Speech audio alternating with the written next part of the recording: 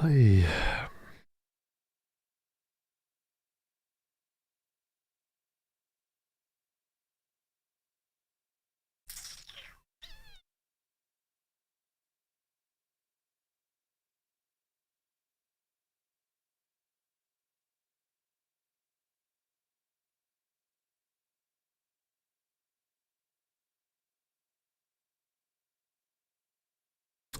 Hey, how's it going? Travis, Stefan. Should be going to LinkedIn, right? LinkedIn, nope. Probably might be that.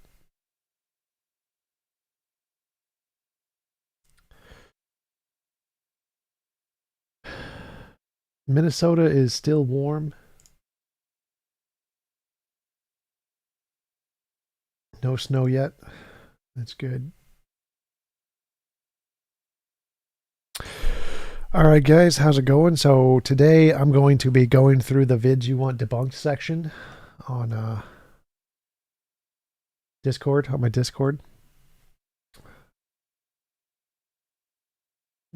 Ability, view, settings, transform, filters, edit filters. 200. Nope. 150. 5. There you go. Done. All right. Been neglecting this section. Hey, James, how's it going? Ooh, goody. My little thingy in the top right is working. That's good. Like that. Like that. Like that. Like that. What does the chair want to do? Sleep. Thank you, Ethernet. Appreciate it.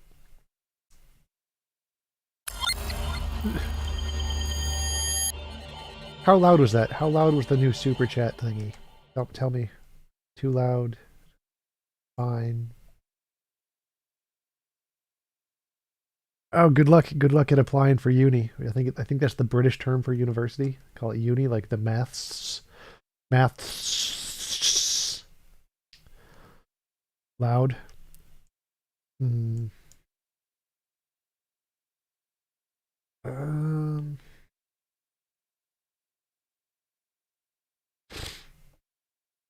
All right. Where is it? Alert box. Where's the audio option? Mm-mm-mm. I don't even know.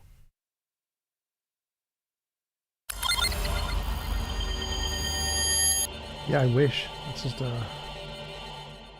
bits donation merch.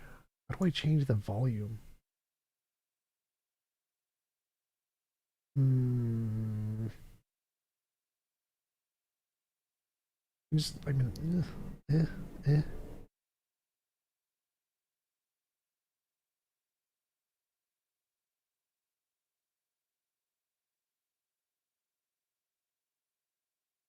Living Waters. Oh, that's the Ray Comfort. Yeah, I'll add that one. Living Waters. YouTube. Living Waters YouTube. Favorites. Add to favorites bar. Response vid. All right.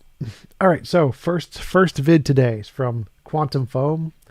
Quantum Foam requested that we do Jordan Peterson's thoughts on God. People often ask me, "Do you believe in God?" Which I don't like that question.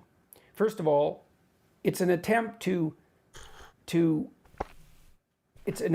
box me in a sense.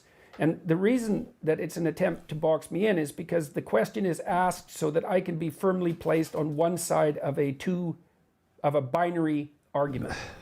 And the reason I don't like to answer it is because A, I don't like to be boxed in, and B, because I don't know what the person means by believe or God. And they think they know.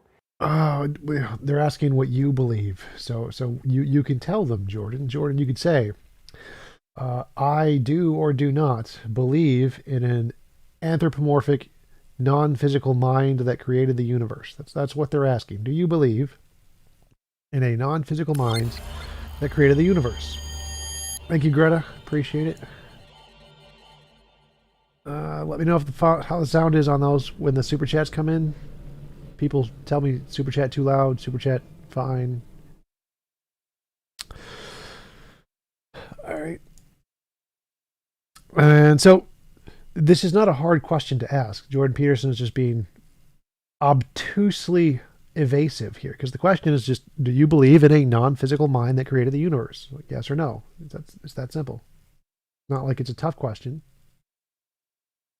And the probability that they construe belief. I think I have my popping. And construe God the same way I do is virtually zero.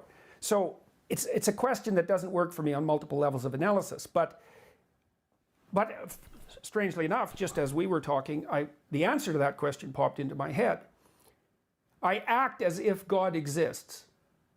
Now you can decide for yourself whether that means that I believe in him, so to speak. But I act as if he exists. So no one cares how you act.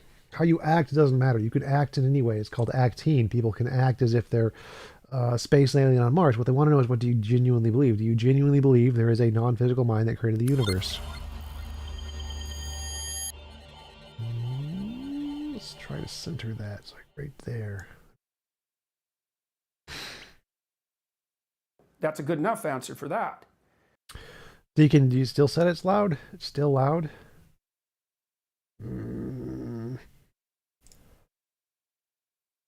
Streamlabs change alert volume. Then with regards to these other issues, the divinity of Christ, well, I would say the same problems with the question formulation obtain. What do you mean by divine? And also, they mean, is Christ a part of the non-physical mind that created the universe? This is not a difficult question, Jordan. This is like pretty basic. It's just like principle of charity. What do you think they mean? What is the most reasonable interpretation of what they mean? Which is Jesus the non-physical mind that created the universe? That is what they want to know. so what do you mean by Christ? These are very, very difficult questions. Now, I believe that, for all intents and purposes, I believe that the Logos is divine. Insofar as if by divine you mean of ultimate value, of ultimate transcendent value. No one cares. That's not what they mean by divine. By divine, what they mean is, does it exist before any humans, before the universe, and did it create the universe? That's what they want to know. Not whether it has some spiritual value. Yes, it's divine. It's associated with death and rebirth, clearly, because the Logos dismantles you and rebirth. What? Javier says my Discord link doesn't work. Like, Discord link should be discord.io/tjump. That should be the Discord link. It should work. I should be able to pop it up in mine, just check, make sure. Yeah, it's working. It seems to be working. Discord.io/tjump seems to be working. Maybe it's not working on my YouTube page. Maybe. All right. Builds you. So that's what happens when you make an error. When you make an error, some part of you has to go. That's a sacrifice. You have to let it go. Sometimes it's a big part of you. Sometimes it can be such a big part of you that you actually die, right? Instead of dying and being reborn. Is there something more than merely metaphorical about the idea of dying and being reborn? Yes, there is, because those are associated with physiological transformations. What's the ultimate extent of that? That's a good question. The question is, what happens to the world around you as you increasingly embody the Logos? And the answer to that is, we don't know. We don't know what the ultimate level of this. Now, the hypothesis is, and I don't even know what that means. Approach the Logos? That's not even a coherent statement. What are you talking about? hypothesis that extends to some degree to Buddha as well. The hypothesis is that there has been one or two individuals who managed that, and that in their management of that, they transcended death itself. Well, then you might ask yourself, well, what do you mean by transcended death? Well, in the case of Christ, let's assume he was a historical figure for the time being, which I think is the simplest thing to assume. I think there's sufficient evidence to conclude that. You could conclude otherwise, but personally, I feel that there's sufficient evidence to conclude that. I didn't pause it Is there. his resurrection real? Well, his spirit lives on. That's certainly the case. In what sense do you mean spirit? Just to qualify that. Well, let's imagine that a spirit is a pattern of being. How was the sound on that one? Was that one better? See if I can probably turn it down a little bit more.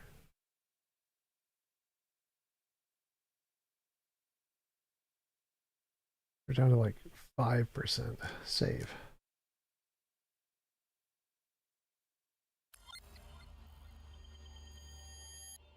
That seems like it's quieter. Probably too quiet on that one.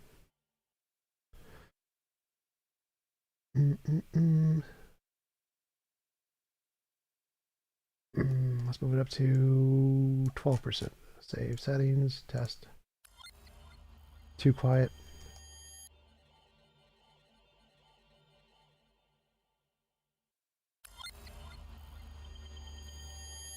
That seems fine.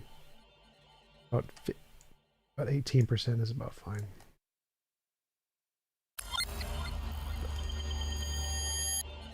That's too loud.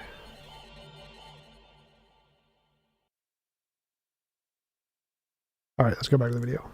And we know that patterns can exist, patterns can be transmitted across multiple substrates, right? Vinyl, electronic impulses, air, vibrations in your ear, neurological patterns, dance. It's all the translation of what you might describe as a spirit, right? It's that pattern. It's independent of its material substrate. Well, Christ's spirit lives on. It's had a massive effect across time. Well, is that an answer to the question? No. Did his body resurrect? So no, that wasn't an answer to the question, because when they say Christ's spirit, they don't mean his story. No one cares about his story. Obviously, his story lived on, but so did the story of Zeus. Did Zeus's spirit lived on? By your definition, the answer would obviously be yes. It doesn't make any sense though. Like we don't care about the story that describes their life. We want to know, did he actually have some kind of non-physical soul thingy? I don't know. I don't know. The accounts aren't clear, for one thing. What the accounts mean isn't clear. I don't know what happens to a person if they bring themselves completely into alignment. I've had intimations of what that might mean. We don't understand the world very well. I have no idea what that means. Bring yourself into alignment with what? Does that mean believe something? I mean, act on something? What is this bring yourself into alignment stuff? Very well. We don't understand how the world could be mastered if it was mastered completely. We don't know how an individual might be able to manage that. We don't know what transformations that might make possible. Well, we could create the best of all possible worlds using science. That would be what we would actually be doing if we could really master the universe. That would be the thing. That would be the thing we could do for sure.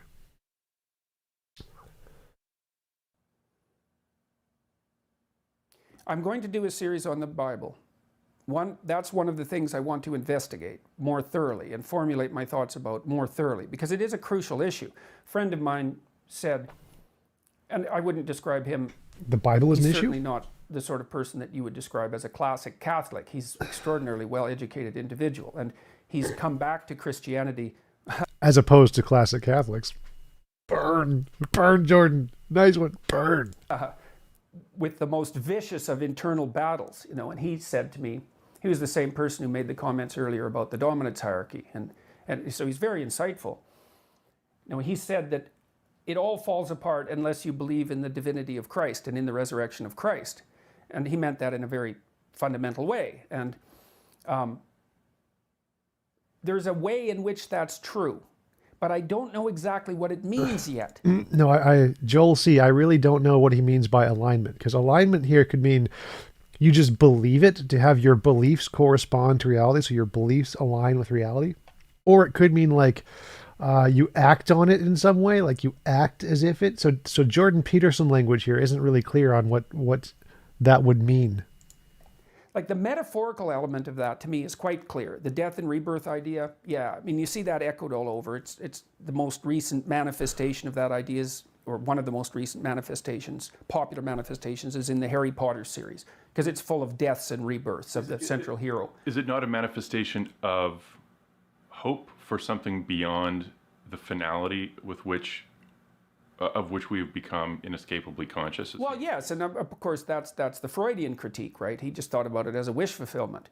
Although the problem with that theory is, well, people also generated up the idea of hell, which doesn't, you could say, well, that's a convenient place to put your enemies and still put it in the wish fulfillment framework, but I think that's absurdly cynical. I mean, people who believe in hell are terrified of hell for themselves, and in my estimation, they should be, because I also believe in hell, although what that means, again, is, subject to interpretation. Lots of people live in hell, and lots of people create it. But beyond the fuck? How do they create hell? Like, they can create a bad living space. They can't literally create a new dimension, which is what most people mean by hell, is like a literal new dimension of pain and suffering. They don't mean like you've created a bad place to live. The sort of the basic Freudian, snide interpretation. Yeah. Is it not a belief in the identification with something that transcends your limited existence? Yes, definitely. But it's funny too, because in the more Christian formulations, there's an insistence on the resurrection of the body, which I find extremely interesting. Even the, say, more sophisticated deist types are kind of willing to go along with the idea that there might be something eternal, transcendent about consciousness, or about the spirit or the soul, something like that. But they're certainly not willing to go beyond that. But there's this very peculiar emphasis in Christianity on the resurrection of the body, which is a glorification of the body, which is quite interesting. It's not something you want to dismiss so rapidly, because it is a glorification of the body and an indication of the necessity of the body, of that limitation. Could that not be an instance of what we were describing earlier in terms of a specific instantiation of a general principle? Yeah, right. And it's the instantiation itself that makes it real. The body is the most real thing that we experience on an individual. Right. Well, and it's real in part because it's limited, right? It has limitations. So the focus on the mythological. It's real because it's limited? That doesn't make any sense. Like, it wouldn't be any less real if you were like an amorphous spirit thing. It'd still be real. Like, what? It's not real because you have limitations. That doesn't make any sense. Representation of the body is resurrected is saying this is more real, this is just as real as you can imagine. Yes. Well, it's an elevation of the material, interestingly enough, right? Not a denial of the material, an elevation of the material. It's a very interesting idea. And as I said, I want to explore that more, because I'm not fully comfortable with my ability to bridge the gap between the metaphorical and the real, although I think that the way that I described it is as close as I can come right now. Magical things happen as the logos manifests itself. Now that's like what? Self-evidently true.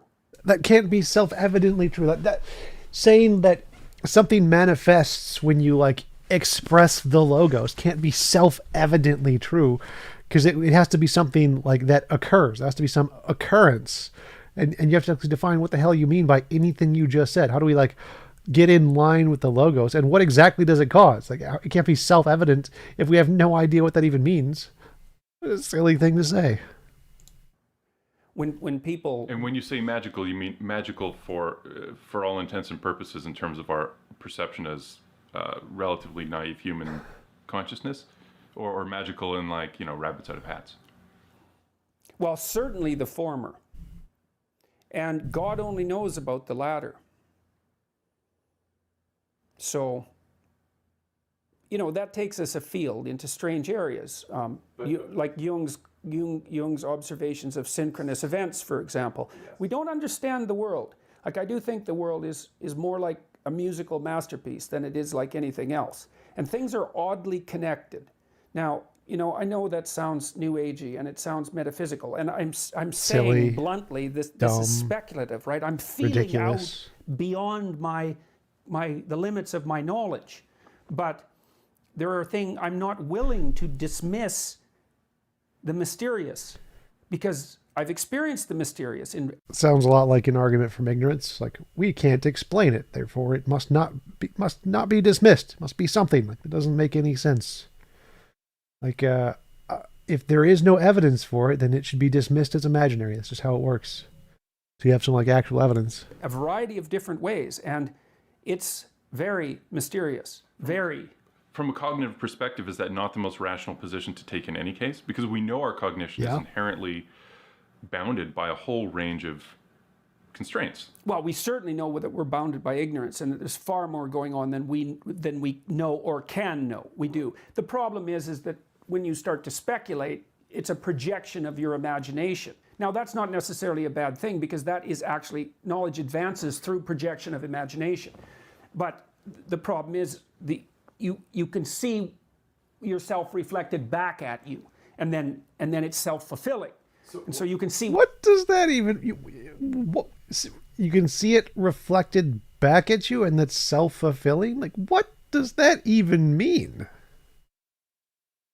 What you want. Well, okay, so that was very silly. Next.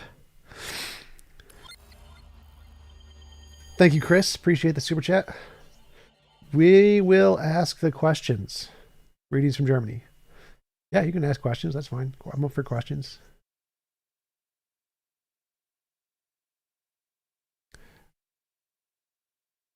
Someone once asked you whether you thought Jesus was literally resurrected, and you said it would take me 40 hours to answer that question. Okay, that's the kind of thing I'm responding to here. You don't need to do that if you have a clear-cut answer to that question. I don't have a clear-cut answer to that question. And if you don't, that connects with many other things that we still have to talk about. Yes, definitely. Yeah, I mean, because that... It isn't obvious in the biblical account that Christ was literally resurrected. So it's not simple. This is not simple. No, but if the question is, do you think let's put it probabilistically. I mean, anything's possible. I'll tell you that it's possible that he was physically resurrected. I mean, it's even possible. Wait a second, I didn't with respect say to quantum that he mechanics. was. The point is, I said it would take me 40 hours to answer the question. I didn't say that he was. Well, go ahead. How's this for an answer? Almost certainly not.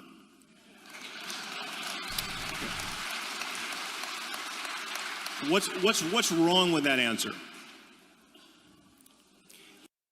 Oh, come on. Didn't have him actually answer it, but remember that video? It was a while ago. Oh, the Leibnizian cosmological argument from deleted user. We live in an amazing universe. Have you ever wondered why it exists? Why does anything at all exist? Why does anything tall exist? What a silly argument. But I'm probably going to do like a full video on this one. Gottfried Leibniz wrote, we live in an amazing... The first question which should rightly be asked is, why is there something rather than nothing? He came to the conclusion that the explanation is found in God. But why is there God rather than nothing? It doesn't... Do you see why that doesn't work as an explanation, brah? Brah. But is this reasonable? Everything that exists has an explanation of its existence. If the universe has an explanation of its existence, that explanation is God. Wait. Go back, bro. Go back. So if everything that exists, let's go.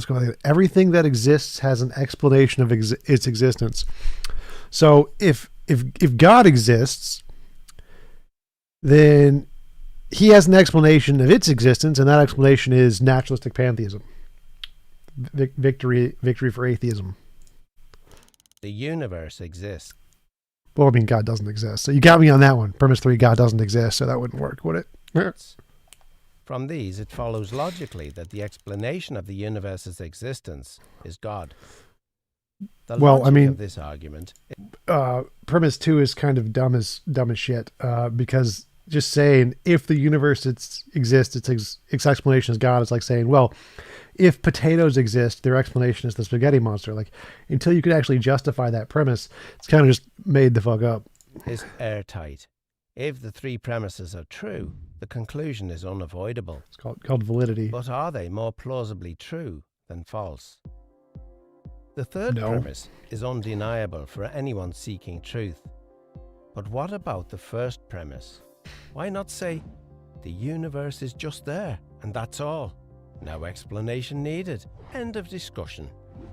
Well, imagine you and a friend are hiking in the woods and come across a shiny sphere lying on the ground. You would, naturally, wonder how it came to be there. And you'd think it odd if your friend said, there's no reason or explanation for it. Stop wondering. It just is. Okay, and you could just say the same thing about a god. So if we found a god lying on the ground, all potato shaped, we could always just say, well, how did God get there? Who designed it? And we'd think it's strange for some ridiculous theist to say, oh no, God isn't designed. He's a perfect being. He can't be designed. Thanks, Bruce. And Appreciate if the it. ball were larger, it would still require an explanation. In fact, if the ball were the size of the universe, the change in its size wouldn't remove the need for an explanation. Indeed, curiosity about the existence of the universe seems scientific and intuitive. I mean, this everything you've said still applies for God. You can literally just change the noun. I don't see what the point here is. Someone might say, if everything that exists needs an explanation, what about God? Yeah, it's a good question. Doesn't he need an explanation? And if God doesn't need an explanation, then why does the universe need an explanation? Good objection. Good To objection. address this, Leibniz makes a key distinction between things that exist necessarily and things that exist contingently. Things that exist necessarily exist by necessity of their own nature. Yeah, okay, and how do you demonstrate that something's nature is of this necessary kind that you've just made up versus the contingent kind, which you also made up? It's impossible for them not to exist. Okay, so we can just say anything we want is impossible for it not to exist and just assert it with no evidence. Can we demonstrate this? So is there a way to prove this, or is this always just you imagine it to be the case that something is necessarily exists? Because if something only necessarily exists because you imagine it to necessarily exist, well, that doesn't prove that this is a real classification. So this whole necessary contingent thing, the whole problem is that there isn't anything that necessarily exists. It's just a label you've made up. So unless you can find some way to prove that there is necessary existence in some object with some novel testable prediction, then it's just a thing you've made up. Many mathematicians think that abstract objects like numbers and sets exist like this. They're not caused to exist by something else. Numbers don't exist. They're descriptions of reality. Numbers are languages like English. They don't exist at all. Just exist by necessity of their own nature. Things that exist contingently are caused to exist by something else. Most of the things we're familiar with exist contingently. They don't have to exist. They only exist because something else caused them to exist. Like God, who is caused by people's imagination. If your parents had never met, you wouldn't exist. There's no reason to think the world around us had to exist. If the universe had developed differently, there might have been no stars or planets. It's logically possible that the whole universe might not have existed. Or God. It's logically possible God doesn't exist and never existed. It doesn't exist necessarily. It exists contingently. Like God, who exists in people's imaginations. If the universe might not have existed, why does it exist? Why does God exist? The only adequate explanation for the existence of a contingent universe is that its existence rests on a non-contingent being. Or the universe is necessary. Something that cannot not exist because of the necessity of its own nature. It would exist no matter what. Like the universe, with reality itself, without a God. So, everything that exists has an explanation of its existence, either in the necessity of its own nature or in an external cause. But what about our second premise? Is it reasonable to call the explanation of the universe God? Well, what is the universe? It's all of space-time reality, including all matter and energy. It follows that if the... Nope. It's just ours. So it isn't all space-time. It's our space-time. There could be other space-time, so it could be more stuff. So it's not everything. And I guess if you want to call the quantum field that created the universe a God, you can. It's just not conscious. No mind. The universe has a cause of its existence. That cause cannot be part of the universe. It must be non-physical and immaterial. No, that doesn't follow at all. So nowhere does it say that the beginning of space-time is all non-physical or immaterial. It could still be material or physical in a way we just don't know yet. Thank you, Cosmic. Appreciate it. Beyond space and time. The list of entities that could possibly fit this description is fairly short. No, so first problem, one, God only fits that description because you've made him up with those properties. We could just put potato in there and say there's a potato outside of space-time, and now we can say the potato outside of space-time caused the universe. Just asserting some made-up mental object and saying it's outside of space-time doesn't actually work to mean it actually applies as an explanation. It just means it's something you've made up and asserted to be outside of space-time. The only things we do know that are outside of space-time that actually have evidence is quantum fields. Quantum fields, emergent space-time. Emergent space-time is the only thing that should be on this list. Those aren't options here. Abstract objects don't exist anywhere. They're just descriptive language things. So they exist in our physical minds, but that's about it. And God is just an imaginary thing like unicorns. So neither of those could actually apply here. And abstract objects cannot cause anything. Leibniz's like God, who is nothing but an abstract object in our brain. Contingency argument shows that the explanation for the existence of the universe can be found only in the existence of God.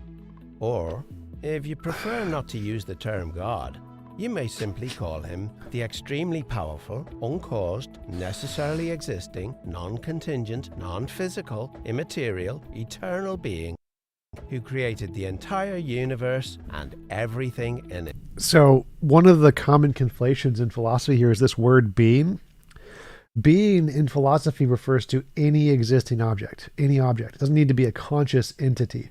That's a common confusion in philosophy, and one of the things that apologists like to do to manipulate people is that they use this word being, and it implies that there is a conscious agent there. Because when we think of beings, we think of personal agents, when really in philosophy, the technical usage of the term being applies to any existing object. So this is like the S5 logic of things necessarily existing, possibly. If it possibly exists, it necessarily exists. It's using confusions of language that can equivocate between the philosophical usage and common language to make it seem more compelling than it is. So everything listed in this little box thingy can be explained by a quantum field, a magical potato, a platonic object, a round square. All of those would be all of these things, eternal beings. So being in philosophy does not mean conscious agent. So nothing here says conscious. Nothing in this little box. Nowhere does that say conscious. All right. So thank you, deleted user, for your contribution to this vid you want debunk section. All right. More deleted user. Let's go for naturalism is self-refuting. The evolutionary argument against That was a strange intro, but all right. naturalism. Could you first of all, in a nutshell, explain it, and then? Well, this is not something I've specialized on, but as I understand the argument, Ooh, spirit science. Yeah, we put spirit science. Spirit science, YouTube. Thank you, John. Appreciate it. Will do. Debunking videos. Always do debunking videos. All right. Spirit science, 1.1 million. I hate this guy. I want 1 million subscribers. 77,000. Wow. That's a lot. That's better than mine. I hate this guy. All right. So add to Favorites bar, done. Put it in the work, response vids. Put that in the response vids section. Do one of those later. All right. Naturalism and Self-Refuting by William Lane Craig. It's not an argument against naturalism to show that it's false. What it is, it's an argument designed to show that naturalism could never be rationally affirmed. And the idea there is that if naturalism were true, then our cognitive faculties are not aimed at truth, but they're aimed at survival. And in order to survive, your beliefs don't need to be true. They just need to sort of get you through. And there could be any number of ways in which your beliefs could be false, but they would produce behavior that would have survivability value. So the idea is that if naturalism were true, our cognitive faculties will have been shaped by factors that are not truth-aimed, but simply survival-aimed. And that this should undermine our confidence in our cognitive faculties, that they really are producing preponderantly true beliefs. The probability is that much of the beliefs that we hold wouldn't be true, even if they help us survive. But that's true. So we know this is the case, that many of the beliefs we hold are not true because of fallacies, biases, illusions, delusions, misconceptions. All of these things influence the way we think to cause us to have false beliefs, like religion. Oops. So yeah, that's a real thing. We know that this happens. So it's a good reason to think that because of this, our beliefs are most likely false. That we are in a natural universe because most of our beliefs don't respond to reality. Then that would undermine our confidence in naturalism itself, because that is a conclusion of these same cognitive faculties, so that naturalism would be self-undermining. One could never have any confidence that naturalism were true because it's shaped by cognitive faculties which are probably unreliable. So that's the argument. So that's the argument. Would that be how you understand it, Tim? Would that be an accurate summary, or you understand it differently? It's an accurate summary, but the question then that would arise is, is the epistemic warrant that we have for our beliefs simply the fact that they are produced by faculties that are producing a agreeably high proportion of truths over falsehoods, or does it have something more intrinsic to do with the evidence accessible to the individual? And so, but actually, the way that you just put it does lead me to maybe modify my statement to this extent. If one accepts epistemic externalism, then I think Plantinga's version of the argument does pose a problem for the externalist. But I do think that it's tightly bound up with that internalist-externalist dispute, which is a really live issue. Yeah. We'll let them. So Tim's point here is that if knowledge is grounded externally, so some kind of reference to external reality, correspondence to reality, then Plantinga's argument would hold as an objection, because all of our references to the external world could be delusions produced by evolution to not be accurate. Problem is that's false. We know some of them that can't be. Like, I can't imagine a round square. I can't imagine a married bachelor. These facts about reality that are given to me by evolution can't be wrong. So we know that there is a basis of beliefs given to us by evolution which can't be wrong. And if we ground our knowledge base in these beliefs that are unable to be wrong, then we can get knowledge and ground knowledge perfectly fine without having to worry about these kinds of skeptical evolutionary arguments. Furthermore, this same argument works against a God. You could say, if there is a God, he could give us all false beliefs. He could make us completely delusional. He could just evil demon us into making all kinds of ridiculous beliefs that have nothing to do with reality. And you would have no way to justify your belief in reality, because the only thing you could do is like a presup, say that, well, I believe God is perfectly good and God is going to give me perfect knowledge without giving me false beliefs. But then your justification for why you think God gives you accurate beliefs is because of your presupposition about God's nature, and there's no evidence for that other than your own beliefs. Therefore, God's nature is equally as likely to be devious and to manipulate you to give you false beliefs, even more so than nature giving you false beliefs. And so the same problem applies to theism as much so as any kind of naturalistic evolutionary worldview. So even though evolution can produce false beliefs, and we know it does, we have a much stronger reasonability to think that it gives us more reliable beliefs than theism does. And ultimately, both worldviews would have to come down to the irreducible beliefs that can't be false about, like, I think, therefore I am, the cogito, 1 + 1 = 2, A = A. Those are necessarily going to have to ground knowledge in both worldviews if you want to have any kind of reasonability to it. Obviously, like, revelation doesn't work at all. Revelation is just viciously circular. It says, oh, God tells me that I have good knowledge, therefore I have good knowledge. Clearly that doesn't work.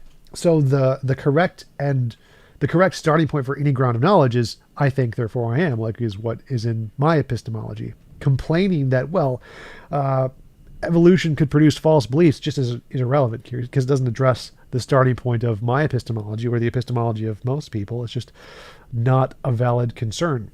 So that is to address that video. Next video. Center for Philosophy of Religion. That's interesting. Oh, this is the same one. Evolutionary Argument. Favorites. Work. The Center for Philosophy of Religion presents the Evolutionary Argument against Naturalism. A widely endorsed view, sometimes called naturalism, is the belief that there is no God and that human beings, like everything else, are material things. Naturalism typically goes hand in hand with evolutionary theory, a theory which offers explanations for how human beings came to have the range of features and abilities that they now enjoy. Alvin Plantinga believes it is a mistake to accept both naturalism and evolution together. Maybe both could turn out to be true, but combining belief in evolutionary theory with belief in naturalism leaves one in a pretty tough spot. For when those beliefs work together, Plantinga argues, they should yield the further belief that we don't know much of anything about ourselves or the world. Here's why. According to evolutionary theory, random genetic variation and natural selection are responsible for the current features of our species, including what goes on in our brains, which in turn causes our everyday behavior. And if human beings are just material things, what happens in our brains and physical surroundings also causes us to have the beliefs we have. True.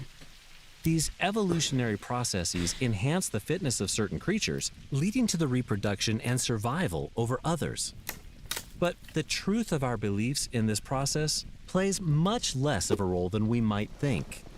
Correct. First, note that, like for example, you can have a belief in a God, and it could be just because it benefits your survivability because of a hyperactive agency detection system that makes you survive more, like hearing rustles in the bushes, and it can be completely false. So yes, evolution does produce beliefs which are beneficial to survival but have nothing to do with truth, like religion, like monsters under the bed, like horseshoes giving you luck, or walking under ladders giving you unluck, or seeing a black cat, or fairies, or random gods creating stuff like echoes and heat and fire. And yes, evolution does produce many beliefs which are beneficial to survival but completely false.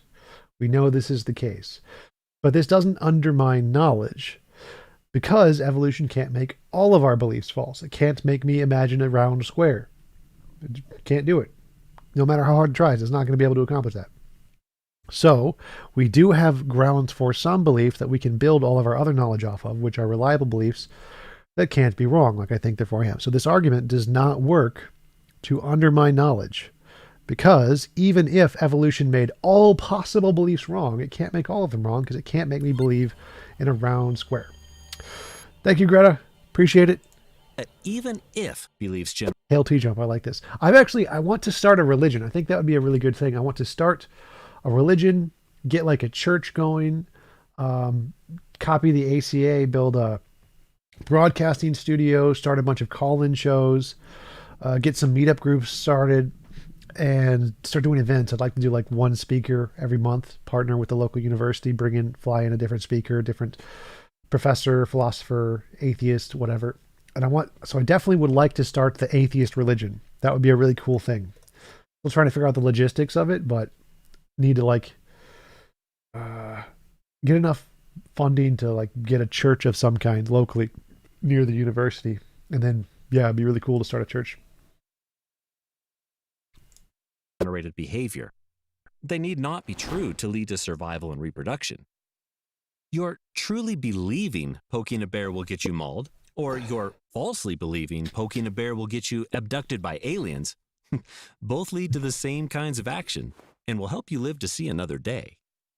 But second, argues Plantinga, on this combined picture, our beliefs aren't even partially involved in generating our behavior. And so there doesn't seem to be much of a reason to think they are any more likely to be true than false. And since naturalism doesn't allow any room for a God who has designed... Thanks, Tobias. Appreciate it. Thought that said sex for a second there, sex 50? Ooh. ...and our faculties, it then wouldn't be very likely that the ways in which we form beliefs are reliable. And if we come to believe that all the ways we... Oh, yeah, Bill, always feed the troll. If you feed the troll, it builds the algorithm, so more trolling is better. ...form beliefs by using memory, reason, perception, or any of our other cognitive faculties are not reliable, then we have a reason which undercuts every belief that we form by way of these cognitive faculties. So here's the problem. Every belief that we form by these cognitive faculties. Again, evolution can't make us imagine a round square. It can't make me believe I exist and be wrong. Evolution does not have the ability to make every one of our beliefs wrong. Therefore, it doesn't undermine our grounds for knowledge. This is why Plantinga's argument fails. And that includes absolutely all of our beliefs. Consequently, despite appearances, evolutionary theory and naturalism are not very good bedfellows. The person who believes both theories has a reason to doubt all his beliefs. Except that I believe I exist, except that 1 + 1 = 2, except that A equals A. Again, can't make all of your beliefs false. So this is a straw man by most religious people that think that all beliefs can be false. If evolution is true and naturalism is true, that's wrong. It's more likely the case that all beliefs can be false if God were true. Because potentially God could, make you believe things like 1 + 1 = 3 somehow. I don't know how, but potentially. T-Jump, can you debunk T-Jump's biggest blunders? I think that's on here somewhere. Probably later in the stage. But yeah, it's pretty easy to debunk. It's mostly just nonsense. Including his belief in both evolutionary theory and naturalism. Instead, Plantinga maintains, evolutionary theory has a much better friend in theism. And that observation is one of the strongest reasons Plantinga uses to argue that... So this is complete gibberish, theistic nonsense. The idea that it makes more sense that an all-loving God who interacts with the world would make everything go through evolution and 99.9% of all life suffer and die miserably. And that this is somehow more compatible with theism than naturalism. What an absolute garbage argument. No, it is more likely that if evolution is true, that would either come about by a completely evil, malicious God or a completely uncaring universe. Those are the two more likely explanations. Saying it was done by a theistic God makes no sense at all. It's a completely stupid argument. Science is in deep conflict with naturalism, but in deep agreement with religion. Such a dumb argument. All right, next video. Why reality cannot be a simulation? An hour. Oh, this guy. Future. Wow. And then there are quotes from people like Neil deGrasse Tyson. We will not do this whole video, but... who's supposedly very scientifically minded, or he's regarded as such anyways by the mainstream media. Find online. You got folks like Max Tegmark. You've got people like Ray Kurzweil. You've got atoms, molecules, chemicals, energy, quarks, numbers, mathematics, equations. What is God? Is God an equation? You see, and then you ask the theist, you keep pushing the theist, and very quickly the theist has no answer because the theist has only thought one move ahead. His whole brilliant strategy for explaining reality was to posit some sort of entity like a God, but then he has no explanation for the entity itself. But the simulation theorists are doing exactly the same thing, just in a different style. Instead of using a god, they're just using a computer. But the question still remains, what is a computer made out of? What is the simulation that the computer is rendering? What is that made out of? So if this is the virtual world here, so then there's a computer somewhere. Okay, well, the point of the simulation hypothesis is to say, like, if we get to the point where there are more simulated universes than real universes, because we can simulate them much easier than creating actual universes, then there will be more simulated universes than real universes. So given probability, we are more likely in a simulated universe than a real universe. This is the Bostrom simulation argument. So saying that we don't understand what the simulation is made out of isn't a part of the question. It doesn't make a difference. Whatever we make simulations out of, if we get to the point where we can simulate universes, there will be more of them. And since there's more of them, we are more likely to exist in one of the created artificial universes than the real one. So what you're saying here, brah, doesn't explain the question actualized.org, brah. Behind the scenes that we can't see, that computer supposedly is made out of atoms or something, some sort of substance, right? But then what is this made out of? What are my hands made out of? Are my hands now made out of atoms? Well, you can't quite say that because atoms are something absurd. You can't even do science on it. It's that absurd. You can't even run a philosophical thought experiment on it, really. It would still work on science. This is such a dumb argument. This is the anti-science argument that, well, if we exist in a universe that could change, well, then we can't do science. Like, no, we still do science just fine, even if the universe could change. Like, the argument applies to God, too. Like, if a God could change the laws of physics whenever he wanted, oh, well, then we can't do science, because then maybe he's just changing the laws of physics and there's no uniformity to nature, and so all our predictions don't work. It's a stupid argument. Because it's so stupid. It's a deep misunderstanding of how consciousness works. And of course, what these simulation theorists do is they sweep the problem of substance under the rug. They don't want to really go into the metaphysical question of what is the substance of anything. Because you see, when you ask the question, what is the substance of anything? It doesn't matter what it is. It can be a cat, dog, it can be a video game, a virtual reality, a computer, it can be whatever was there prior to the Big Bang, it can be some alien thing, whatever, it doesn't matter. It can be inside the simulation, outside the simulation. What is the substance of all of it? See, it doesn't help you to couch one thing inside of another thing, because it's that classic old Hindu story where they ask you, like, well, what suspends the Earth in space? And so they need to find some kind of explanation for it, and rather than just admitting that, well, the Earth just hangs freely in space, because it's got nowhere else to go. In a sense, the Earth is falling in all directions simultaneously, and therefore it's going nowhere. The Earth is going everywhere, and therefore nowhere, so it's just hanging around in the vacuum of space. But rather than admit that, they need to come up with some substance. It's going everywhere and nowhere. Genius! Clearly not a contradiction. So they say, well, it has to rest on the back of 4 elephants. Okay, why 4 elephants? Well, I don't know. Just we know elephants. The ancient Hindus they knew elephants where they grew up, and today, the 21st century, we know computers. So we're just substituting computers for elephants. It's turtles all the way down. That's the answer. This can be a little difficult for materialists to swallow, because they really are addicted to this idea that there's an external objective reality behind the scenes. Yeah, there because is. They need that to explain what's here. Because if you remove the idea from your mind that there is an objective external reality behind the scenes, that's called begging the question. If you assume there isn't one, and then try to explain things, like, yeah, obviously that would beg the question, actualized, brah. But do you have an argument for why can't a simulation be real? There are some aliens behind the scenes, or that there is some. What's the argument? Skeptical argument, but it's false. It's demonstrably and definitively false. Let's try to. Might be true, because Leo, what if the aliens are just really, really good, and therefore even all the thoughts, Leo, that you're having right now are simulated by the aliens, and you would never even know it? Yeah. And this seems like an intelligent skeptical argument. It is. But it's false. How? It's demonstrably and definitively false. Demonstrate. Let's try to explain why that is. Yes, go. The trick, the magic key that unlocks this problem turns out to be consciousness. See, it just so happens, and there's really no logic for why this is the case, but it just so happens that you have access to reality exactly as it is.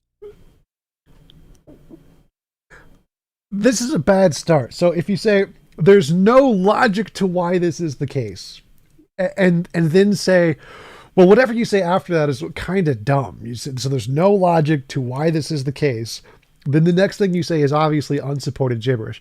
But then the next thing you say is that, well, you just happen to have this unaltered view of reality as it is. This is not a good argument. First of all, that sentence contains logic. You're saying it's self-evident. It just is the case. That's a logical argument. So it does contain logic. Secondly, no. Like if you say we just experience reality as it is, then why do we see illusions, delusions, misconceptions, fallacies, biases? Why do we have beliefs in a God? Why do we see all kinds of things? Why do we see dead people? Why are bereavement delusions a thing?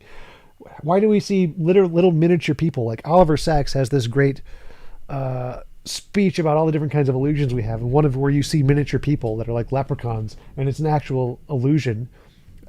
Like So clearly we don't see reality as it is because there's contradictory things. So we can't see reality as it is. So what you just said is demonstrably false.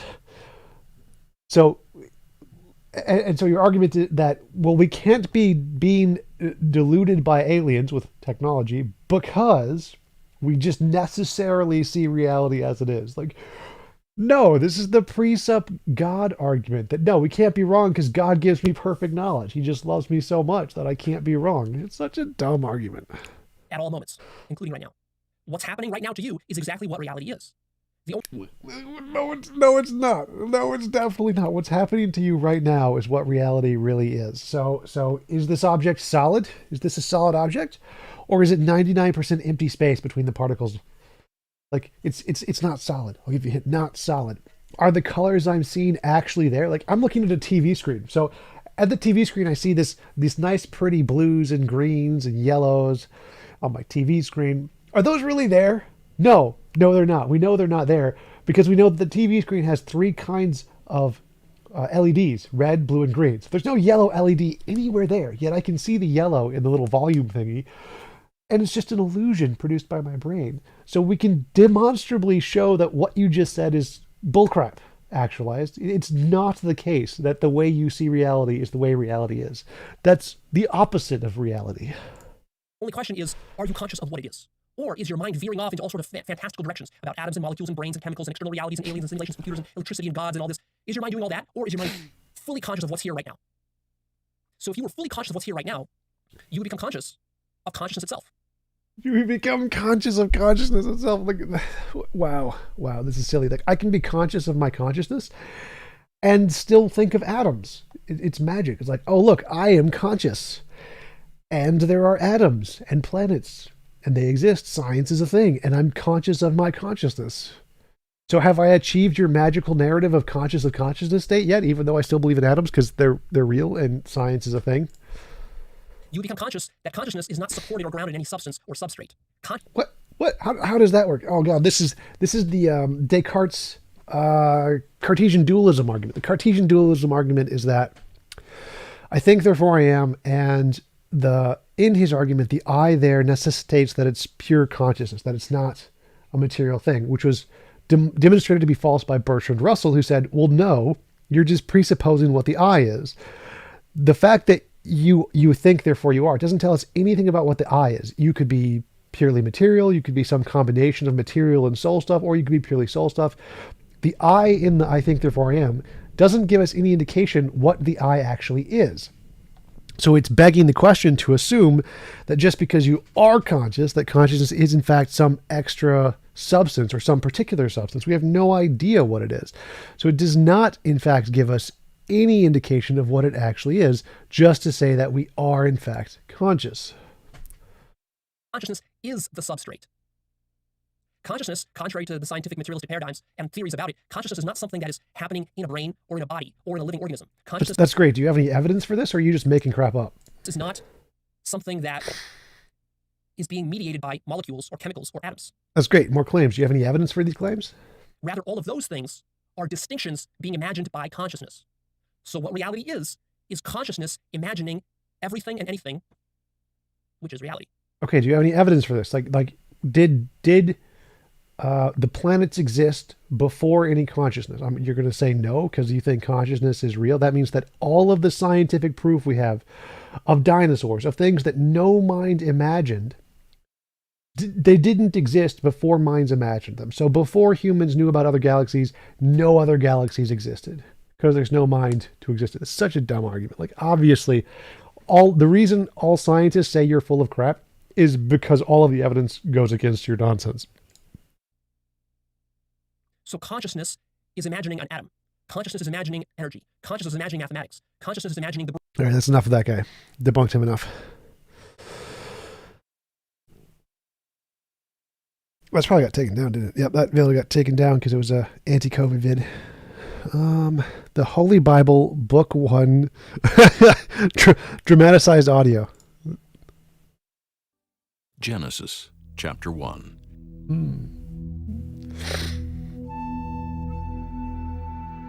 In the beginning, God created the heaven and the earth. and the earth was without form and... Okay, so first sentence was incorrect. One, God didn't create anything. Second, the heavens and the earth aren't a thing. There's only matter and energy. So sentence one's debunked. Next. That's not a video. Chinese virologist accuses Beijing of hiding details on coronavirus. A Chinese virologist called Li Mengyan is in hiding tonight after criticizing the Chinese government's duplicitous response to the Wuhan coronavirus. Here's part of what she said to Fox News. The reason I came to US is because I deliver the message of the truth of COVID-19. If I tell it in Hong Kong, the moment... I mean, other than the fact this is on Fox News, I mean, it's completely legit to think that the Chinese government is hiding stuff about their virology. Like, yes, China is definitely hiding stuff. The fact that this is on Fox News means I'm probably going to hide something about it being man-made or something, which is just, I mean, I don't really know. I don't really have a position on whether or not the COVID is man-made or not. I'll leave that up to the experts in the future. But yeah, China's definitely hiding a lot of stuff, and this is Fox News, so it's probably not this. Sunflower. They said, if you feel as though you're choosing your actions and not just being strung along via determinism, compare yourself to someone who doesn't feel as though they're choosing their actions.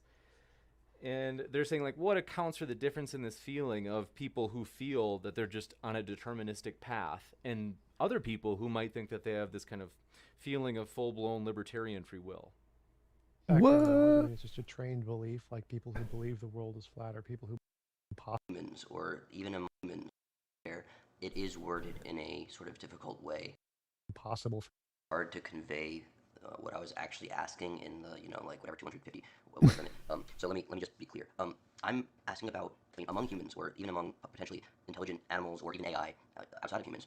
I think I would hope, or I think it at least appears that most people are experiencing, at the very least, an illusion of free will, right? That's why this is such a contested topic among people, is because we all kind of realize that at the very least we feel like we're controlling our actions. Yeah, we also have illusions of all kinds, like visual illusions. Like I see yellow on my TV screen. Most humans see yellow on their TV screen. There's no yellow on their TV screen. And then of course some people say that we're not, and they're all predetermined. But what I'm asking about here is if there's people, not if there's people who simply are aware it's an illusion but nonetheless are experiencing the illusion. That's sort of what TJump said. He basically said, like, oh, so, you know, person A and person B both, they both, the only difference between them might be that one of them thinks they have free will and the other one is experiencing what appears to be an illusion of free will, but just thinks that it's determined. So, like, that's not what I'm asking about. I'm asking about if there's a person that doesn't even actually feel like they're controlling their actions, right? Like someone who literally doesn't even think they're doing anything. You know, it's kind of like someone that might feel like a voyeur in their own body, and they're literally just... Yeah, like I feel that. I don't feel like I'm controlling my own actions. I feel like my actions are a result of my brain state. I don't feel like I have choice in any of them. I don't have that illusion. I've never felt that in any way. So yes, there are people who feel that.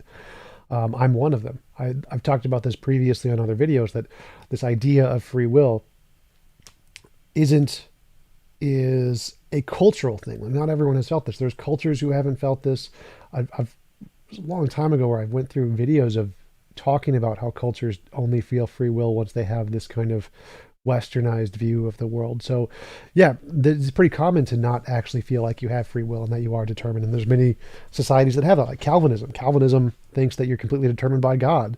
That's probably the most common one. So yes, there are lots of people who literally think that you don't have free will, Sunflower. Apostasy law in Islam explained.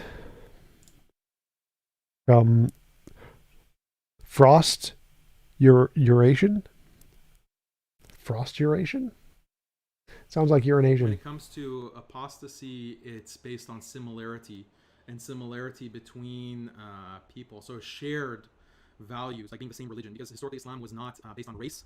Islam did not have ethnic and racial conflict like you'd see in other empires, like the Roman Empire and so forth. Yeah, it did. It definitely did. Because it wasn't racial or ethnic, it was on the basis of similar religion. So this is a source of order and cohesion as well. And those who basically leave the religion, they pose a major threat to that social order and that social cohesion. And this is a very violent act to leave the religion, because all of society is based that cohesion and order. There's not a top-down structure that is imposing like you see in the West and in the modern nation state. You have society that has this logic of cohesion because of shared similarity in religion. We have the same values, and all of these like family structure, family relations, social structure, communal structure, and so forth at every level depends on shared religious belief. So if someone opts out of that, it threatens that order. And so there is a clear harm to people in life. Obviously, we can talk about the afterlife and the harm that's caused by someone leaving Islam, but we're just making points that a non-Muslim would agree with. There is tangible harm to society when you have defectors, and every society punishes defectors, often with death. And liberal society is no different. Modern liberal society is no different in punishing defectors. And we see this to this day, but definitely throughout the colonial period, that the liberal colonizers, when they take over certain territories, they punish with death, with imprisonment, anyone who speaks out against the liberal secular order and the colonial powers. We saw this throughout North Africa, in the subcontinent. Millions of Muslims were killed because of their opposition, their ideological opposition to liberalism. Okay, so technically what he's saying here is correct. Yeah, it's the fact that most societies would punish detractors throughout history. That's true, and it was immoral for them, just like it's immoral for Islam to do now. So he's not actually bringing up a valid point here. He's just saying, oh, look, other people did it too. What is that? Post hoc ergo propter hoc? No, that's not. What is it? Tu quoque. The tu quoque argument. Oh, look, they're doing it too, so it's fine for Islam. Oh, look at all the bad British people who would punish and kill people for dissenting against them. Clearly, it's just like Islam, so Islam isn't as bad. Well, no, it just means that they were bad too. So, yeah, there are definitely detractors for both. The detractors are punished in many societies and have been throughout the world, and it's wrong in all of them. That's why America is lauded and praised as being good, because of the freedom of speech thing. You're not allowed to do that anymore. Societies have progressed to the point where it's wrong to punish people for disagreeing. And Islam is just significantly farther behind everyone else in society in acknowledging that that's a moral thing that we need to accept.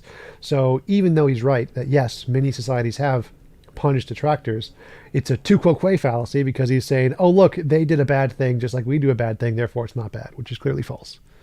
Still bad. They defected from the colonial power. The liberal powers justify that, look, we are trying to maintain our power, therefore we have to kill these defectors, because if Muslims start speaking against, like John Stuart Mill, that the savages, apostasy, in these Western states, Donald Trump is not threatened if I call him an idiot.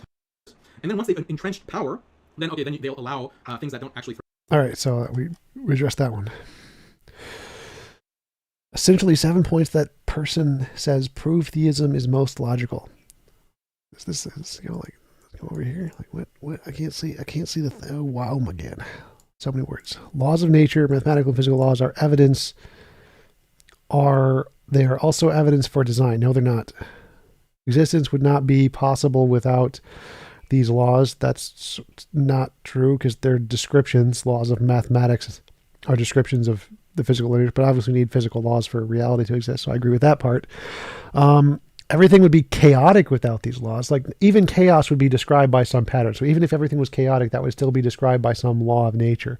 So there would still be a law of nature even if everything was chaotic. So that's a contradiction. You still don't understand how laws work. They describe regularities in nature. And so even if the regularity is everything is chaotic, that's still a regularity. There would still be a law. So no, even if there was no God in your worldview and everything was chaotic, that would still be described by laws of nature, disproving your point that God is required for laws, because there would still be laws in a chaotic universe. All right, debunked. Did it happen? A rational examination of Noah's Ark. Ooh, this will be good. It's loading. Why is it loading? I can't. All right, here we go. So I'm going to try to do something a little differently than I've ever really done before. And that means, like, you can only see like half my head, because it's mostly going to be I'm going to be doing a lot of stuff with my hand, not doing an investigation. Let's skip to the actual stuff. It boiled down to one major question: did it happen? I think that's the thing that everyone tries to get and everything. That's the main categorical subject of the debate in this subject. Did it happen? And then you have, of course, the somewhat binary responses, right? Yes, it did, and no, it didn't. Yes, it did, no, it didn't.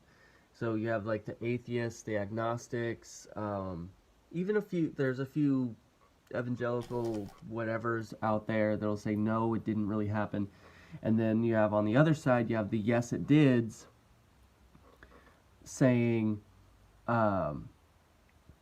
yes, it did. It absolutely happened. Global flood, cataclysmic flood, like, right? Answers in Genesis, living waters. Most pastors, I'd say majority of pastors throughout the country, or the Christian pastors around the world, would say, yes, it really did happen, right? And that's kind of the battle lines, one side and the other. So I want to kind of follow that through. I'm going to begin with the opposition, or kind of the negative claim, I guess is the way I should say it. The negative claim, and look at that first, then I'll come across to the other side. All right. So no, it did not happen. Absolutely, it just simply did not happen. Yeah, it's fake because 1, there wasn't enough water to cover the world. 2, the ark is physically impossible by the dimensions given in the Bible. 3, it's not possible to get all the animals on the earth to walk to that location. 4, if the world was flooded, all the plants would die, the oxygen would depreciate, so nothing could live, Noah and his family couldn't live.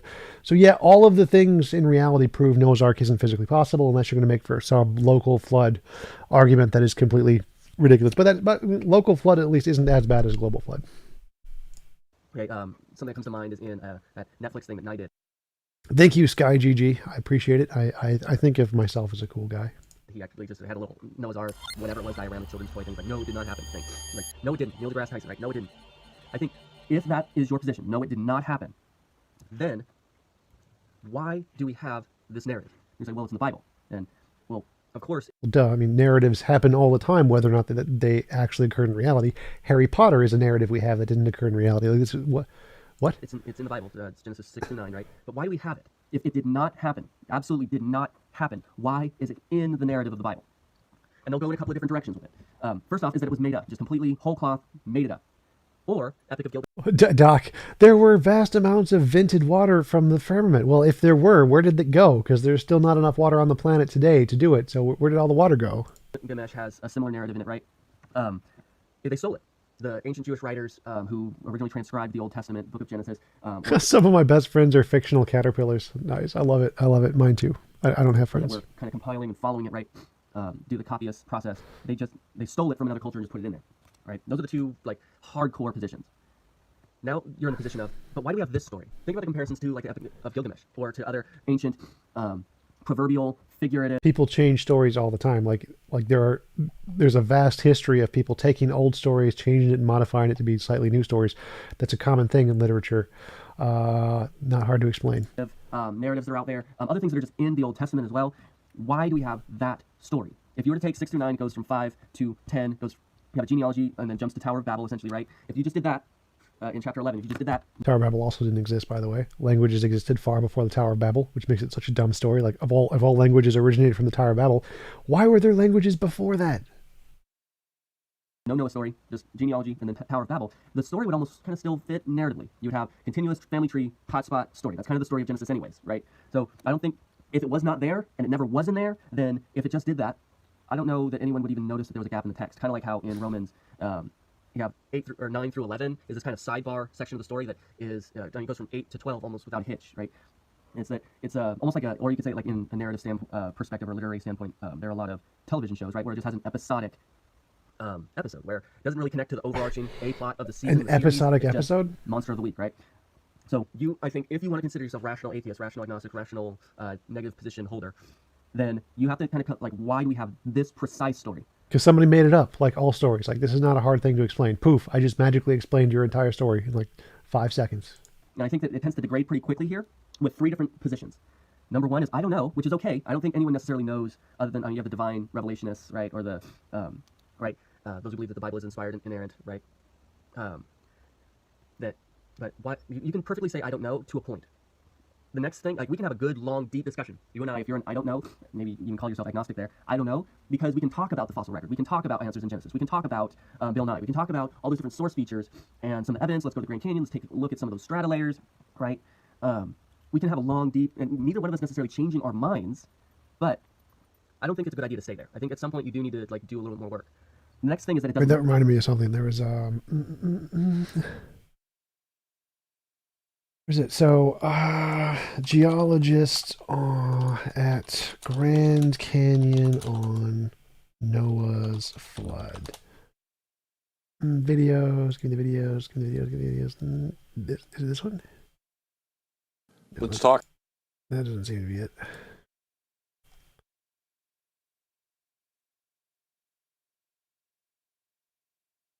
Creationists debunked at Grand Canyon. There. Got his name. Who was the geologist? Geologist at Grand Canyon destroys creationist. Videos. No. Can't find it. There was such a good clip where there's like, they had like, oh, there it is. Found it. Yes. Immense amounts of time are required to deposit that, cement it into hard sandstone and shale, tilt it, erode it. Your minimum estimates is hundreds of millions of years. Don, thank you for your talk so far. Number one, your assumption was naturalism. Yes. And your second assumption was uniformitarianism. As all scientists around the world are. Barn. Well, not all scientists. That would be a false statement, so it would. Well, all scientists I'm aware of. Really? So you've never read any creationist literature? Oh, I've read them. I don't count them as scientists. Barn! Okay.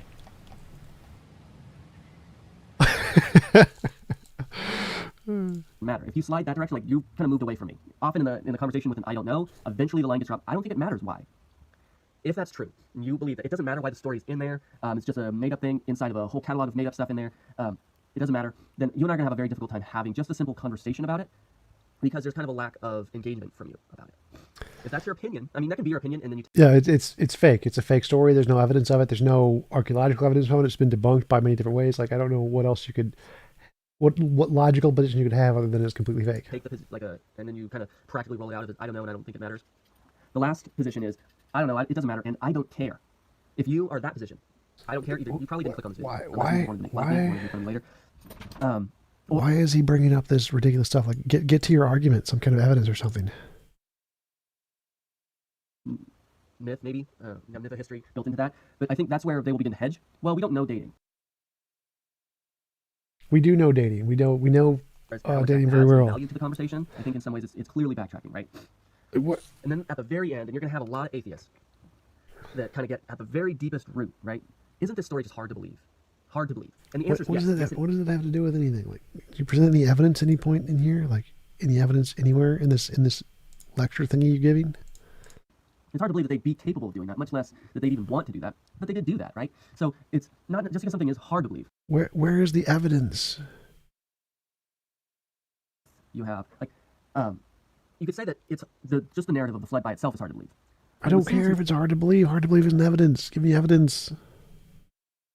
Seems like his whole position is, well, there's lots of, like, conceptual things, like it's hard to believe. Like, well, we also have, like, hard empirical evidence that proves it's false. And I'm going to try my hardest to keep this last piece short. Those are the two battle lines, right? Trench warfare. And while the two sides tend to snipe at each other from a distance, both are deeply entrenched, both are deep in cover, and so nothing productive really comes out of doing that. But there is a middle ground, and you can call it no man's land, from the kind of trench warfare metaphor being extended. But it's really like, that's where the real muck, that's where the real conversation, that's the real debates tend to happen, is that either, no, it didn't really happen, it was figurative. I think that might be the least kind of sustainable or tentative position to take, because figurative of what? If it's like, no, the flood did not happen. It did not happen. Worldwide cataclysmic flood did not happen. And the whole story from 6 to 10 is just a figurative illustration of something. Then what is it figuratively trying to illustrate? It could be figurative of lots of things. Being figurative isn't like a magic thing here. Like, figurative just means it can be a story that describes some kind of a event. In the case of the global flood, it would be the fact that it's figurative of the idea that you're not supposed to turn away from God and you're supposed to sin. That's why he drowned everybody, because you're gonna get flooded by God for disobeying his commands or whatever. Like, figurative isn't really a hard thing to explain here. Like, this is not a good argument. Like, what about this is hard to explain? Next. Oh, I did this one. I had a whole video on this. The 10 questions for atheists. So Luck, I totally responded to that one already. Next is Living Waters. Oh, whoever asked for Living Waters, your wish is coming true. We're going to do some Living Waters. So would you be an atheist? Yes. Yeah, I would say that. So you changed your mind. Yeah, so let me ask another provocative question. Go for it.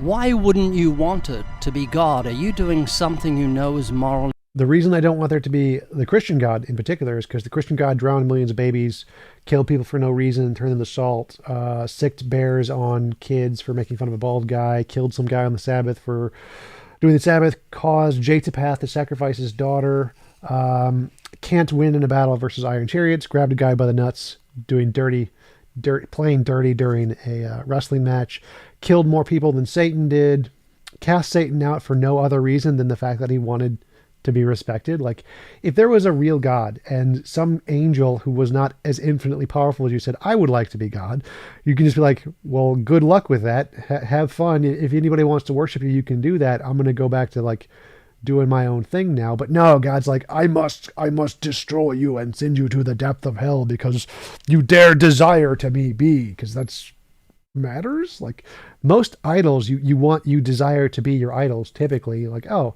I really like this person, I would like to be that person. That's a typical response. So Satan wanting to be God isn't really that untypical. It's actually more of a compliment. And so God, like, punishing him and sending him to hell is a really stupid, vindictive response that makes no sense whatsoever. But that's a side tangent. Let's go on with the video. Are you wrong that God would frown upon? No, I think. Yes, I have done things like not worked on the Sabbath, and God will be very upset with that. I eat pork and shellfish. God is very, very upset with that. I don't have any foreskins to offer God. He's going to be very upset with that. So there's lots of things I've done that God is upset with, like sleeping. God doesn't like it when you do that without his commands. Yeah, this is going to be hard. We have a bit of a menagerie around our house. Menagerie. We've got birds, a dog, and squirrels.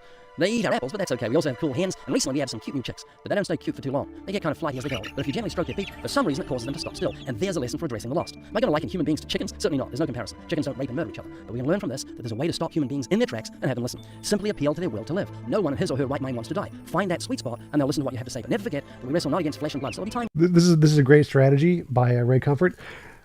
Appeal to their sense to live, which means like point a gun at them. It's like, if you don't listen to me, we will shoot you. So you must listen. This is a great strategy that has been implemented by Christian apologists all throughout time, since like the Crusades and before. Appeal to their sense to want to live. If you don't listen to me, you will die. Death. Genius, Ken. I'm going to get a little upset with what we have. This is not Ray Comfort. Say, especially when we talk about sin, righteousness, and judgment to come. Just remember to stay gentle and loving. Now watch this likable couple as they sit and listen to the gospel. I don't think anyone's sure of what ever yet. Does death scare you? In a way, but I also think it's kind of, I don't know, it's something to look forward to, depending on what you think the afterlife is, I guess. Shouldn't you find out? I don't think you have. Sure, if we had like novel, testable, scientific ways to find out what the afterlife was, that would be great. I'd love to find out. Finding out is a great thing. Too. I mean, no one can really know for sure, so. Now I'm going to pull you up with that. How do you know that? Because there's 8 billion people on the earth. You just said you know what every... When was this video published? There's not 8 billion. There was 7 billion.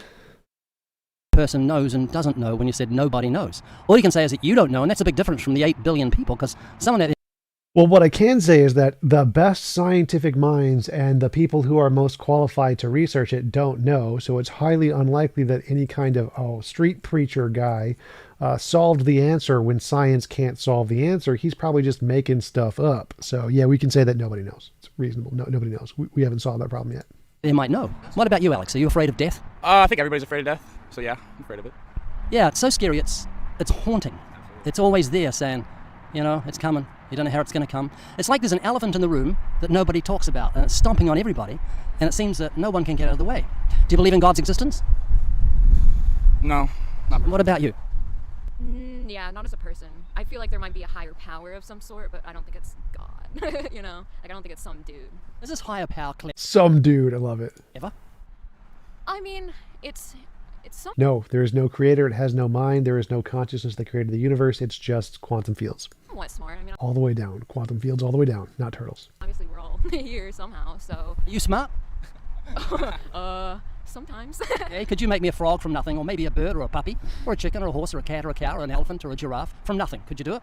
Probably not. So, Alex, would you be an atheist? Yeah, I would say that. Okay, now, think before you answer, because I'm going to ask you a provocative question.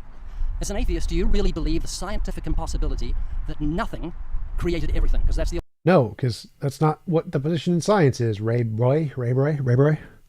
No one says nothing, everything came from nothing. They say that quantum fields started and always existed and weren't necessarily there, or the thing that created everything else. It wasn't nothing. No one said that there was literally nothing, Ray. It's not a thing. The alternative to being a god. I think probably do this. Nothing, it's probably scientific. Science did something come from nothing. Derp.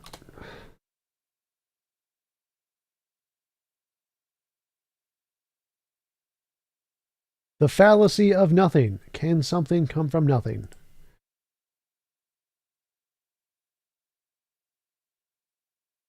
No, there is no nothing. Can something come out of nothing? Science, nothing. No. Not a nothing. No. Science does not say something came from nothing. Probably always been something. Yes. Correct no longer answer. an atheist then. What's called an agnostic? You just don't know. Well, I wouldn't say a higher power created something. I would say there's just been something, not necessarily have to be a higher power. So, you know, I guess you could say agnostic is a good... So you changed your mind. So let me ask another provocative question. No, I'm still an atheist. I can conclude that everything is imaginary until demonstrated otherwise. And so if you claim that there is a magical sky daddy, I can rationally say, nope, that's something you've made up in your head until you provide evidence of otherwise. So I can say I'm an atheist. Even though I don't need to say I know what the origin of the universe is, I can say with a high level of certainty it's probably not a god, because that's something you've made up in your head until you can provide evidence otherwise. Why wouldn't you want it to be God? Are you doing something you know is morally wrong that God would frown upon? No, because God is an immoral monster who didn't do anything and created a crappy world and didn't give us a choice to go to our own worlds like he should have. If there was a perfectly good God, what he would have done was created the best of all possible worlds I wrote about in my model of objective morality, which is a world where every single conscious being gets their own universe, which they can design however they want. And you don't it's impossible to force anyone to do anything they don't consent to. That is the moral universe. That is the moral way to do things. And if there was an all good God, that's the world we created. We don't live in there, therefore there's not an all good God. Poof, done, no God. That's why I don't want there to be God, because if there was one, he'd be an evil moral monster. No, I think... yeah, it's going to be hard. We're going to find out why we're being stomped on by this elephant, and we're going to see if we can get out of the way. Do you believe the Bible? No, Bible is dumb and wrong and provably false in many cases, like we just went over with Noah's Ark. Most of the biblical patriarchs and matriarchs didn't exist. Cain and Abel, Abraham and Isaac, Noah, Sarah, all those people are made up. They didn't actually exist. They're completely fake. Adam and Eve, fake. So no, Bible is false. Provably false in many cases. I believe it has a lot of good morals in it. A lot of good morals people should follow. But You like the Ten Commandments? I haven't personally read the Ten Commandments, so I don't really know much about it. Some of the Ten Commandments are good. Some of them are completely ridiculous, like worship the Sabbath, stupid. Worship the one God above all others, stupid. Don't kill is good. Don't thief. No stealing is good. Those are good. But other than that, not really. Okay, have you heard of the Ten Commandments? Yeah. I'll give you a $5 gift card for every commandment you can name. Oh, this would be good. Don't murder, don't steal, love the Lord your God above all others, no adultery, keep holy the Sabbath. That's like 6, right? I think I got 6. So Ray Comfort owes me like $35. What is it, thou shalt not That's $30. Math. steal, Math is hard. thou shalt not... something with the parents. It's like diss your mom and dad. Honor Oh, your yeah, father and the mother. parents one. You got 2. right. Hey Mike, how's it going? First one is you should have no other gods before me. God should be first. You should love him because he gave you life. You should not make yourself a graven image. Don't make up a false god to suit yourself. Forgot the false image one. You should not take the name of the Lord your God in vain. That one's so dumb. Like who could remember that one? Remember the Sabbath, keep it holy. In other words, give God his due. Got that one. 1 day in 7. Honor your father and mother. You shall not kill. You shall not commit adultery. You shall not lie. You shall not steal. Ooh, forgot the line You one. shall not covet. It means don't be greedy of other people's things. So do you think you've kept those commandments, or you've broken them? I mean, for the most part, yeah, I'd say. I mean, that's just kind of... I mean, a lot of it is just kind of common decency, you know? Like who cares if you keep the commandments? Like most of them are dumb. Most of them you don't need to commit. Most of them are thought crime. Thought crime isn't really a crime. Like, don't steal, be nice to your parents, like, you know, stuff like that. Yeah. You're a good person? I'd say I'm You're a good person? Not all the time. Okay, I'm going to change your... I'm better than the Christian God, that's for sure. The Christian God is a moral monster. Like pretty much everybody's better than the Christian God. Like Hitler is better than the Christian God. He killed less people. mind about that, Ash, because I believe you're in terrible danger, but you don't know it, okay? And if I can convince you you're both in terrible... I believe you're in terrible danger, Ray. The spaghetti monster god is very upset with you, Ray. You're not eating spaghetti every day, so you're going to burn in hell, in the spaghetti hell, Ray. So you're in terrible danger, Ray. You got to eat that spaghetti, or you're going to go to the spaghetti hell. Terrible danger. I'm doing you a great favor because then you can get out of the danger. So, how many lies have you told in your life? Too many to count. What do you call someone who's told lies? A liar. What are you? A liar. What are you? Have you lied? I'm a liar. Ever stolen anything? Not from any big corporations, no. Ooh, what do you call someone who's lied about something in the Bible? A liar? Yeah. So every time God lies and he says something, he doesn't do it. Is he a liar? Did God break his own commandments? Did God murder? Did God steal people's stuff without their consent? Yup. Yep, yeah, he did. I forget, wasn't there a story where there's one king who wanted to kill somebody else and steal his wife, and God was like, all right, you can do that. That's fine. I'll like transform you. Was that maybe that was a Roman god, or was it similar? I don't remember. I think it was both, actually. I think that was stolen from a Roman story. So you have? Sure. Just little things like diamond rings and that. So what about you? You stolen?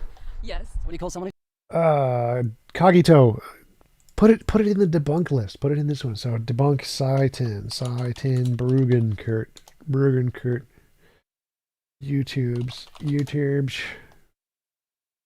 I don't even know what his YouTube channel is.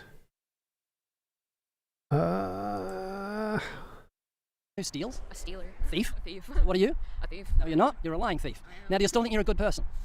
No, actually no. If you Yes, I still think I'm a good person. The fact that you have committed some small crimes does not make you not a good person. What would make you not a good person would be like drowning the world, killing 20 million people. That would make you a pretty bad person. Like, oh, I don't know, God. ever use God's name in vain? Yes. Oh yeah. Would you use your Well, that's not even a sin, so what? mother's name as a cuss word? Yes. So you've just broken the fifth by My mother's name is a cuss word? I don't think I've done that. dishonoring your mother. Most people wouldn't because they love their mum and they don't want to dishonor her. They want to show her respect. But you've taken the name of the God that gave you life, eyesight. This is not a sin. Like saying God damn it or God kiss my ass is not a sin. Thought crime, word crime, not crime. Not a sin. None of it makes you a bad person. Hearing, taste buds, and used it as a cuss word to express disgust. Now, explain to me why you do that. Why would you take the name of Jesus? Would you take the name of Mahatma? Because he killed lots of people. Lots and lots and lots of people. That's why. By the word of the Bible. The reason we actually use that word is cultural. It's a cultural reason because our society has generated that word over others. That's the reason. Not really specific. Gandhi, with knowledge, honors, with science. And something like that. That? His labor was done. Because We have a multitude of sins and we're deserving of hell. God can let us live forever legally because Jesus paid the fine. That means That's so dumb. So saying that if we committed sin, the way to absolve our sin is to have a sacrificial lamb. That makes no sense. For what is Hitchens on vicarious redemption? Is it vicarious redemption? I believe it is vicarious redemption. Look, as some of you may or may not know, in the early Christian years, there were many leaders of the early church who thought that Christianity should be a new religion, which it's not, unfortunately, for you. And the reason it'll never triumph is because it insists on shackling itself to the terrible books of the Jewish Old Testament. Now, great Christian thinkers like Marcion was the best known. There were Marcionite churches all over the Middle East, just for the study and worship of the message of the Nazarene. But it was decided no. The whole Nazarene story had to reverse engineer and prove the truth of the Old Testament books as well. And with this insufferable burden, you've saddled yourself with an unbelievable and wicked religion. It's a pity, I sometimes think. But I think there are deformities to the pure Christian religion too, and he mentioned the name I give to one of them, a doctrine that I think is strictly immoral, the idea of vicarious redemption. Now, though I say I don't think there's any historical definite proof of this person's existence, because all the accounts of him are so discrepant, there are so many of them that it's enough to persuade me that there must have been some such figure. And it's not that unlikely that there'd be a charismatic rabbi wandering in a region that was hungry for messiahs and kept on hoping to find them. It's not at all unlikely that there was one, or that he would have got in trouble with the Romans and been, as people were who get in trouble with the Romans, very harshly treated. This does not prove, it doesn't even suggest that his birth was divine, or that his father was God, or that his mother was a virgin. None of these things are remotely provable. They're not even really arguable. They can only be asserted. But suppose they are. I then have to be told that the torture and human sacrifice of somebody, which if I'd been present, it would have been my duty to try and prevent, which I did not ask for, over which I have no control, that took place thousands of years, according to some, before I was born, commits me, and I have no choice in the matter, and that my sins are forgiven by this human sacrifice. Now, what's wrong with that? If I like you enough or love you enough, I can pay your debt. I say there was folly on your part, but I'll pay it for you. In extreme cases, people have been known to volunteer to take other people's place in prison, or even, one or two very famous cases, on the scaffold. They'll say, I'll do that for you. I'll do it for love, or I'll do it for suffering humanity. But that's the most they can do. And it's not bad. What they can't do is take away your sins, because that would be to take away your responsibility. I can't say you didn't steal or lose that money that I'm having to pay now. I can't say that this course of folly didn't get you into prison. It did, and now look what you're doing to me. I can't relieve you of that. I can't wash you white as snow and make you new again. It's more than can be promised and more than should be promised. Vicarious redemption is scapegoating. It's throwing your sins onto an animal. It's an old primitive practice from the Middle East. It doesn't deserve the attention of civilized or thoughtful people. So anyway, it's pervert. Let's admit, it's kindly offered to me. I give all these objections. I think it's highly implausible. I don't really believe the story. I didn't ask for it, and having considered it, I would rather carry on living, trying to lead a decent life without it. Okay, thanks. But thanks for asking. Oh no, sorry, you didn't hear us right the first time. It wasn't an offer. You refuse it on pain of death. Excuse me, I won't be talked to in that tone of voice.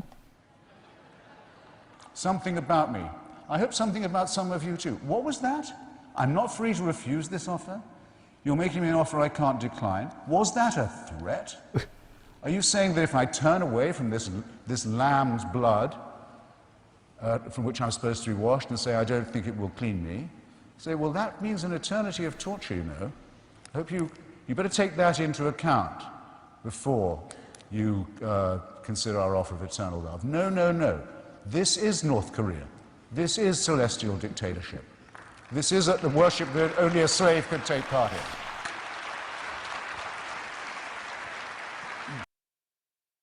Means justice can be done and mercy can be extended. That's why he said it is finished. That's why he came. He said, no man takes my life from me. I have power to lay it down. I have power to raise it up. No doubt you've probably heard the Bible verse. And this is his plan. He's not wearing a parachute, I promise. So the world hasn't got a clue because they're like you and just said, oh. So you're going to think about it? Definitely, yeah. What about you? Yep, I'm going to think about it. And Jesus still immoral. God's still immoral. So debunked. Next. Ooh, this guy. It was about a dozen years ago. It was right after a contested election. What is this one? Barack Obama had just taken... Based on evidence we have, there is no way Biden will be president. Oh, God. Joe Biden was This the is an vice old one. president. I was concerned because there was all this manipulation going on. And I got a call from an interesting guy, PhD from Stanford, mathematician, brilliant man, mentored by Warren Buffett, mentored by... This one's going to be interesting. Anyway, he called me and he said, hey, I've been following your work on naked short selling and all the things... Skip. I view this as the completion and the final act of a chapter that started 15 years ago, frankly. And you know that I jumped from Overstock.com a year ago and came forward about my involvement in certain matters. To me, this is the last act of that play. I knew that they were going to do something this election, and it's too much of a backstory to know why, but I knew that they were going to do something. Around July, August, I fell in with a team of cyber professionals, and let me tell that side of the story, too, which will answer your... Let's skip. As quickly as we could. So the truth is, we've had the rough outline of what happened. We knew by November 5th or 6th, and then there was sort of a week of getting data and pulling data and humping the numbers, as they say, and then coming to D.C. and starting to offer it to the mainstream news and to the campaign and to the people around President Trump. And as you can guess, the mainstream news not only shut a door in our face, they shut a door and they welded it shut, and they do not want to know about this. But people around the president were interested. Sidney Powell had pretty much figured it. She had sussed it out on herself. What we showed up with was sort of the missing data pieces. She had the picture of how it worked. We brought in the missing pieces that were basically the data and the cyber side of it. So that's how it all sort of came together. Yeah, and one of the things I picked up on an interview, and knowing you personally, you're a diehard libertarian. And I heard you say you did not vote for President Donald J. Trump. Is that correct? That's correct. I was never a Trumper. My attitude towards him was the same as when Barack Obama got elected, which was I didn't vote for the man, but he's the president, and it didn't matter when with me. The day after Obama got elected or the day after Trump elected, he was the president. And so I did not vote for him. I'm a small L libertarian. I'm not really a huge member of the party. But Milton Friedman used to define himself as a small L libertarian, a small R Republican, a libertarian Republican, both with small letters. And that's probably a good statement where I am. Yeah. Well, and you also have the Stanford PhD. I know that you were friends with Milton Friedman and Warren Buffett. I mean, you've got an intellectual capacity. And bottom line is, you looked at all of this, looked at the statistics and the data and the information. You certainly understand computer systems. I mean, having built one of the biggest online retailers in the world, this all looked funny to you, right? It's all. This is my mother's milk, and it's easy for me to see what happened here, and this is far easier to hack than Venmo or PayPal, anything like that. Like the hackers I'm working with describe this. They rate this now, the Dominion system, in terms of hackability or security, on a scale of 1 to 10. They put it at a 2 and maybe a 1. I mean, anyone I can walk you through. There's 8 ways from Sunday you can hack these machines. It's ridiculous. Almost makes you wonder who certified it. Yeah. Well, we're going to take a break, and when we come back from the break, I'm going to ask you to walk through some of the findings that the hackers came up with, and some of the things that just really stood out. All right, let's go.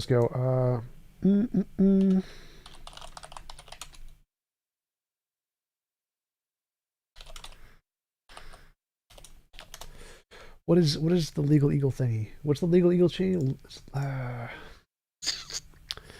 Legal eagle. Legal eagle. Yeah, that's it. Yeah, legal eagle. That's it. Legal eagle. Hey, Election.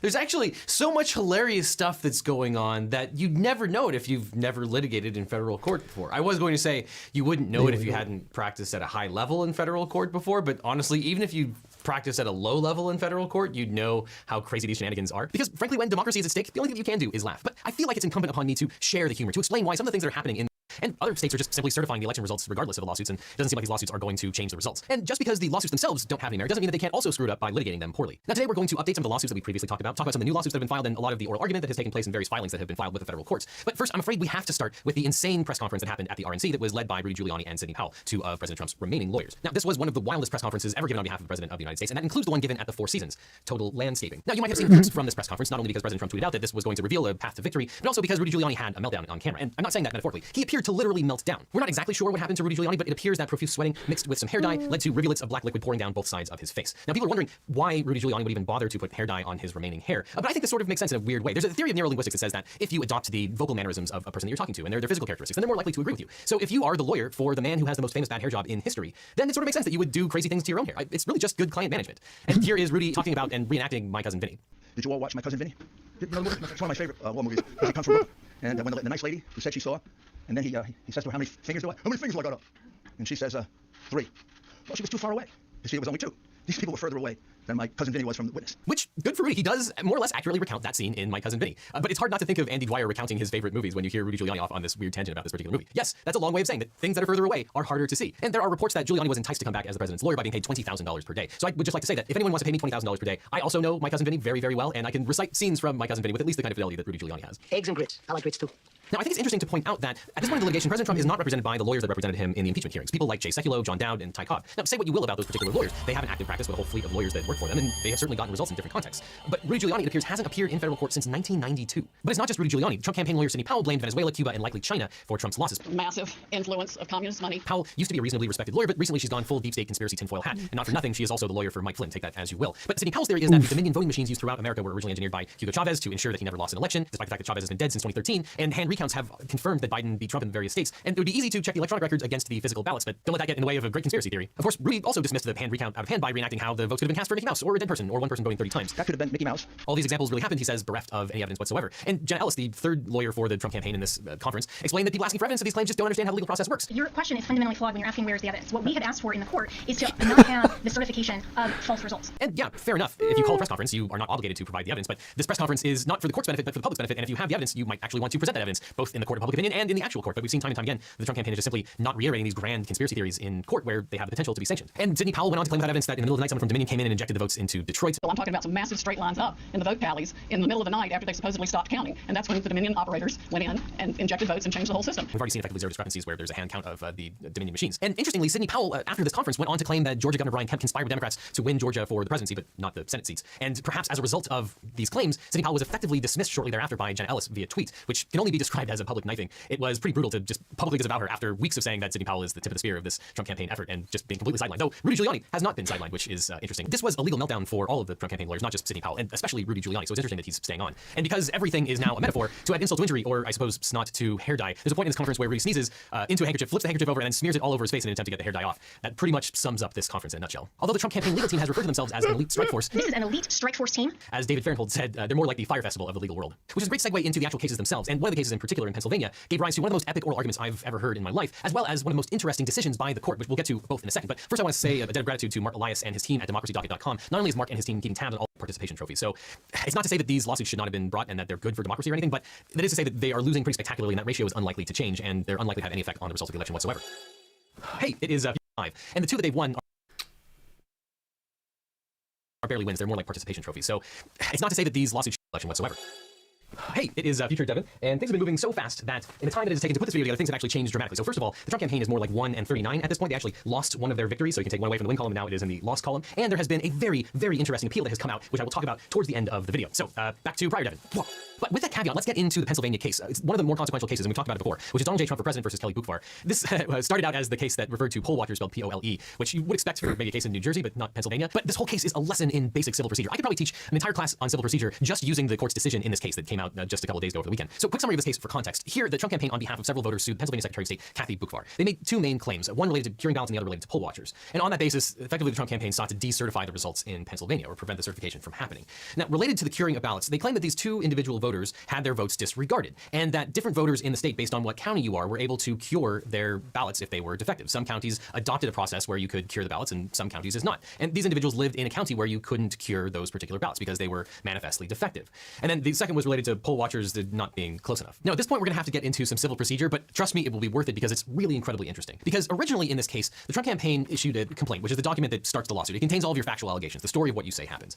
The original complaint contained all kinds of allegations of fraud, but you're allowed within certain timeframes to amend your complaint, and new lawyers came on, and effectively they were adults in the room, removed all the allegations of fraud for reasons we'll talk about in a second, and then the Trump campaign wanted to reverse that and add the fraud allegations back. Now, the timeline goes something like this. This lawsuit was filed on November 9th by lawyers at Porter Wright, which is a fairly well-regarded firm, which is probably why they left, which we'll get to, and another law office of Linda Kearns. Now, these lawyers filed the original complaint, but moved to withdraw just 4 days later on November 13th. The judge allowed the Porter Wright lawyers to leave. And then on November 15th, Trump's new lawyers amended the complaint, and some Texas lawyers joined the case. Linda Kearns still represented Trump at this point, and the amended complaint dropped counts 3 through 7 of the original complaint, the ones that had all the fraud in them. The judge scheduled a hearing on November 17th, and on November 16th, just 1 day after the lawyers filed the amended complaint, the lawyers filed a motion to withdraw from the case. And a third set of lawyers filed a motion to continue the hearing because they had just joined, which under normal circumstances would probably happen, but when you're kind of playing shenanigans, the judge is unlikely to allow that kind of stuff. And here, the judge denied this motion because there were lawyers still on the case, and you can't just muck up the schedule because you're hiring and firing lawyers. And on November 17th, the day of the hearing, Rudy Giuliani files a petition to appear on behalf of the Trump campaign. This was the 4th change in representation in 7 days.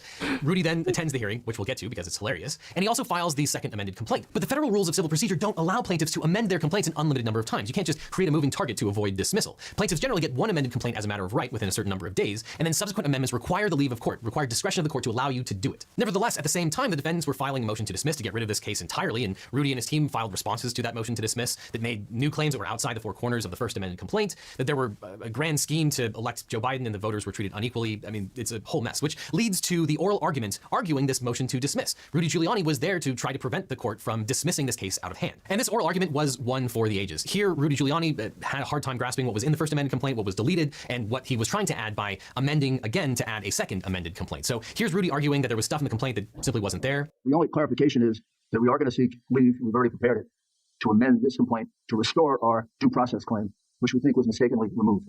Well, but we are withdrawing, we're preserving for appeal the elector and the elections clause, but we will not be proceeding on that. And some of this was in the deleted second amended complaint, but Rudy basically told the court, my bad, it couldn't be helped, changing of a lot of lawyers, shrug emoji. And there's a crucial part of this oral argument where... Okay, we've done enough of that. So that one's debunked. Next, James Tour. James Tour, Origin of Life. To look back at them like in caffeine. That's what we know. All life we know composes. There was a good debunking of this one. Blocks. So they try to make those 4 building blocks. Then they publish a paper making bold assertions about origin of life from these functionless crude mixtures of stereochemically scrambled intermediates, much like Miller did in 1952. Nothing has changed in 66 years. Nothing. Nothing's changed. Exactly where... Hey everyone, so some of you are aware of my recent video debunking James Tour, a chemist who speaks out against research on the origin of life. In that video, I dismantle his favorite talking points and provide the ideological context that elucidates his obsession with discrediting an entire field of science he doesn't understand. Well, he didn't take kindly to it, so he decided to make a 14-part series about how dumb I am. Not surprisingly, it amounted to nothing more than a long-winded version of precisely the same sermons he's been delivering for years now. Really just an attempt to save face in front of his congregation, who undoubtedly were hounding him for a response. Apart from the Wikipedia-style explanations of freshman year biochemistry, some of it simply repeated what I had already debunked, while the rest was him either misrepresenting... All right, so there's the debunking of James Tour on Professor Dave's channel. Next, updated analysis of his strategy. Who is this guy? Trinity Radio. So a few weeks Why ago, is I this an released a video hour? called Tom Jump and the Truth about his debate method. Initially, Tom reacted a little bit on social media, but he didn't release a response video or anything like that. But we communicated this last weekend, and Tom mentioned that he had some concerns about what I'd said, and we agreed to have a phone conversation to discuss it. Just to make sure that I wasn't reporting anything unfairly, I took the video down, at least until we had the conversation. Yesterday, we had that conversation, and it was a pleasant one. He mentioned that it wasn't so much what I'd said that was wrong, but the impression that my video gave about what his goals are in his argumentation. Namely, while I characterize his approach as what might be called pinhole argumentation, which will be explained later in this video. So yeah, his pinhole argumentation is literally wrong. It's literally factually wrong. That was the objection here. I want to be clear, he doesn't view it that way, and that's not what he's trying to do. He doesn't see his approach. No, it's like provably wrong. Provably we cannot. It's literally not that case. We can prove that it's literally not as pinhole providing merely thinking. a pinhole escape from the forces of our arguments. He sees his alternative explanations as equally likely, if not more so, than the God hypothesis. Now, my assessment of the arguments remains the same. I do see them as pinhole escapes, but Tom just wants to make it clear that he doesn't see them that way, and that's not what he's trying to do. Further, Tom wanted to be clear that while he does require Cartesian certainty for some things, he doesn't require Cartesian certainty for everything. Now, I offered Tom the ability to record a brief video clip that I could include here so that he could say all of this in his own words. I don't want to get him wrong, but he suggested that he thinks what I'm doing right now would be sufficient. In fact, after our phone conversation, just to be clear, I messaged him and asked him to write down specifically what he thinks is most important for people to hear about his approach. Here's what he said. My position is that evidence is that which can differentiate imagination from reality. I believe none of the theistic arguments can do this, which is why I believe there is no evidence for a God, not because I require Cartesian certainty for something to qualify as evidence. The fact that something can be evidence for naturalistic pantheism doesn't automatically mean it isn't evidence of a God. It's only not evidence if it can't differentiate between imagination and reality. The point of naturalistic pantheism, a common theist argument, is that atheists can't explain logic, morality, math, the fine-tuning, how the Big Bang happened, etc. Naturalistic pantheism is meant to show atheists can provide answers to those just like theists can. The reason they don't is because that kind of answer is not the correct way to ground knowledge. I responded, thanks, but you do require Cartesian certainty for the omnis, right? Such as God's omnibenevolence, omnipotence, all these kind of things. Right. Also, you require that scientific predictions and experimentation are required to confirm a hypothesis. Yes, but that is not just omnis. It's any universal negative. There is no supernatural realm, which is because universal negatives are weird kinds of claims that I can't imagine any way to justify. It's not specifically related to God/omni properties, just and universal negative. Novel future testable predictions, science, is the only method I know that can differentiate imagination and reality. So I still view Tom's arguments as pinhole argumentation because he does require Cartesian certainty for some things, and for other things he requires scientific verification in order to confirm reality. Let me be clear, this is not How is that pinhole thinking? Like, in any way a retraction of my original video. Instead, it's an attempt to charitably provide Tom the ability to clarify his approach. What follows is the unedited response video that I originally posted, and if you were watching this hoping for something new, sorry. I will say that while the phone conversation was mostly focused on an attempt to understand with perfect clarity what Tom is trying to do, we did end up arguing about abiogenesis, and it was a fun conversation that I really enjoyed. I'm praying for Tom that God will guide him in his search for truth. And with that, here's the original video. do I dabble in psychedelics? No, Percy. I've tried drugs, but I don't like them. I don't like the way they make me feel. They don't make me feel good, so I don't do drugs much. Welcome to the show. I'm so glad you're here. I'm Braxton Hunter, and this is Trinity Radio. And today we're going to be talking about Tom Jump, also known as T-Jump. Stick with us. Why don't you think you know you're not in the Matrix? I think that's crazy. And what I think you're coming back and saying is, oh, but like the probability of all of those is just exactly the same. And that's, I mean, that's a view. You can totally have that view. Tom, in English. I agreed to conduct this discussion in English. Okay, so I mean, we can all make up our own words, but I'm talking about the English word knowledge. I've been doing response videos for about a year, and in that time, I've been asked more than once by a lot of people to make a response video to Tom Jump of the channel T-Jump. And I didn't want to do that for a while because I didn't see him as one of the primary voices I was concerned with speaking to and responding to. And the reason for that is, people can disagree with my methodology here, but I wanted to respond to the voices that were making the biggest impact, that were moving the most people, that seemed to be impacting a large number of people toward atheism or away from Christian theism. And there were just a lot bigger voices out there, and I've tried to respond to those kinds of people. T-Jump's channel is relatively small in that regard, although it is growing, and it's growing fairly rapidly. And he's spoken to a lot of well-known theologians, philosophers, and people like that.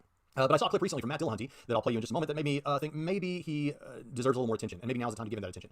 So here it is. This is my response video to Tom Jump in general, primarily his methodology, and I hope it'll be helpful to some of you. So let's begin with kind of my foundational ideas about what T-Jump does. And this is kind of going to summarize basically everything I'm going to unpack and show and demonstrate, I think, in this video. And that is that primarily what we see among some atheists is a desire to demonstrate or show that what atheism gets you, or that what the theistic arguments get you, is not Cartesian certainty. And so long as it's not Cartesian certainty, we shouldn't have to believe it or shouldn't be expected to believe it because skepticism. Now, some of you might reject that, and as I always say on the show, if the shoe doesn't fit, don't wear it. I'm not talking about you if this isn't you. However, I've shown that with a lot.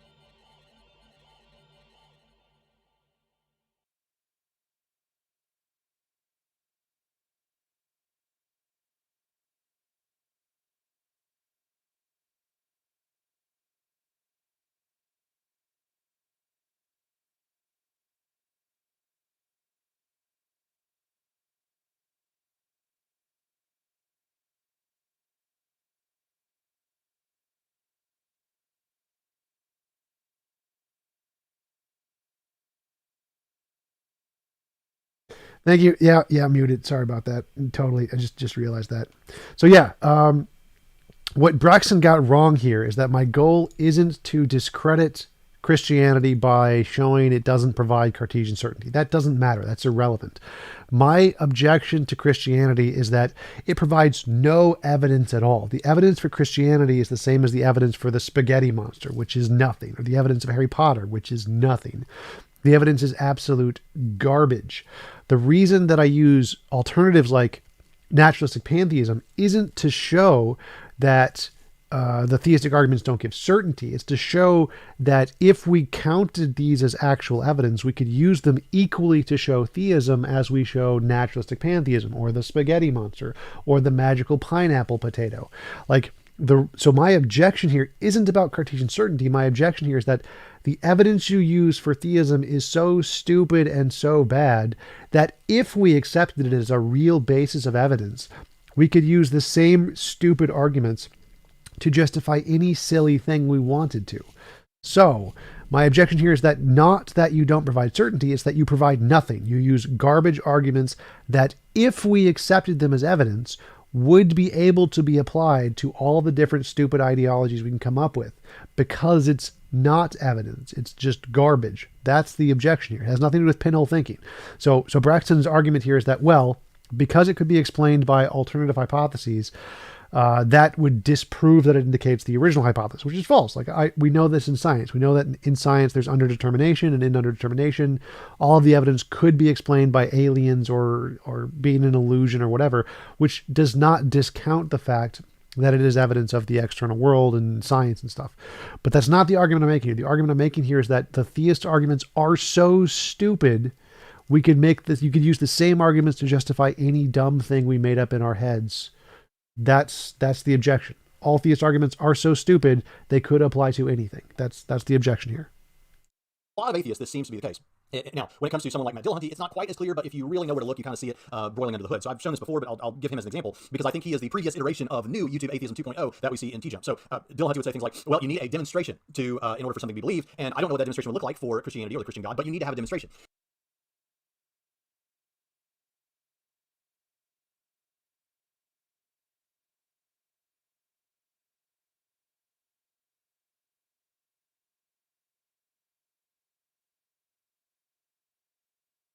Now, I noticed early on that this is a very ambiguous term. What does he mean by demonstration? And it seems to be somewhat subjective what counts as a good demonstration. So in my debate with Dillahunty, it was one of the first questions I asked him in my question and answer time is, you've often said that we need a demonstration. What do you mean by demonstration? And he began talking more. It is not subjective. Novel testable predictions. I've answered that like a million times. I actually told him this in our conversation, that what I meant by what we need to see is novel testable predictions. So it's not ambiguous. Even if Dillahunty's version is ambiguous, mine is not. Straw man.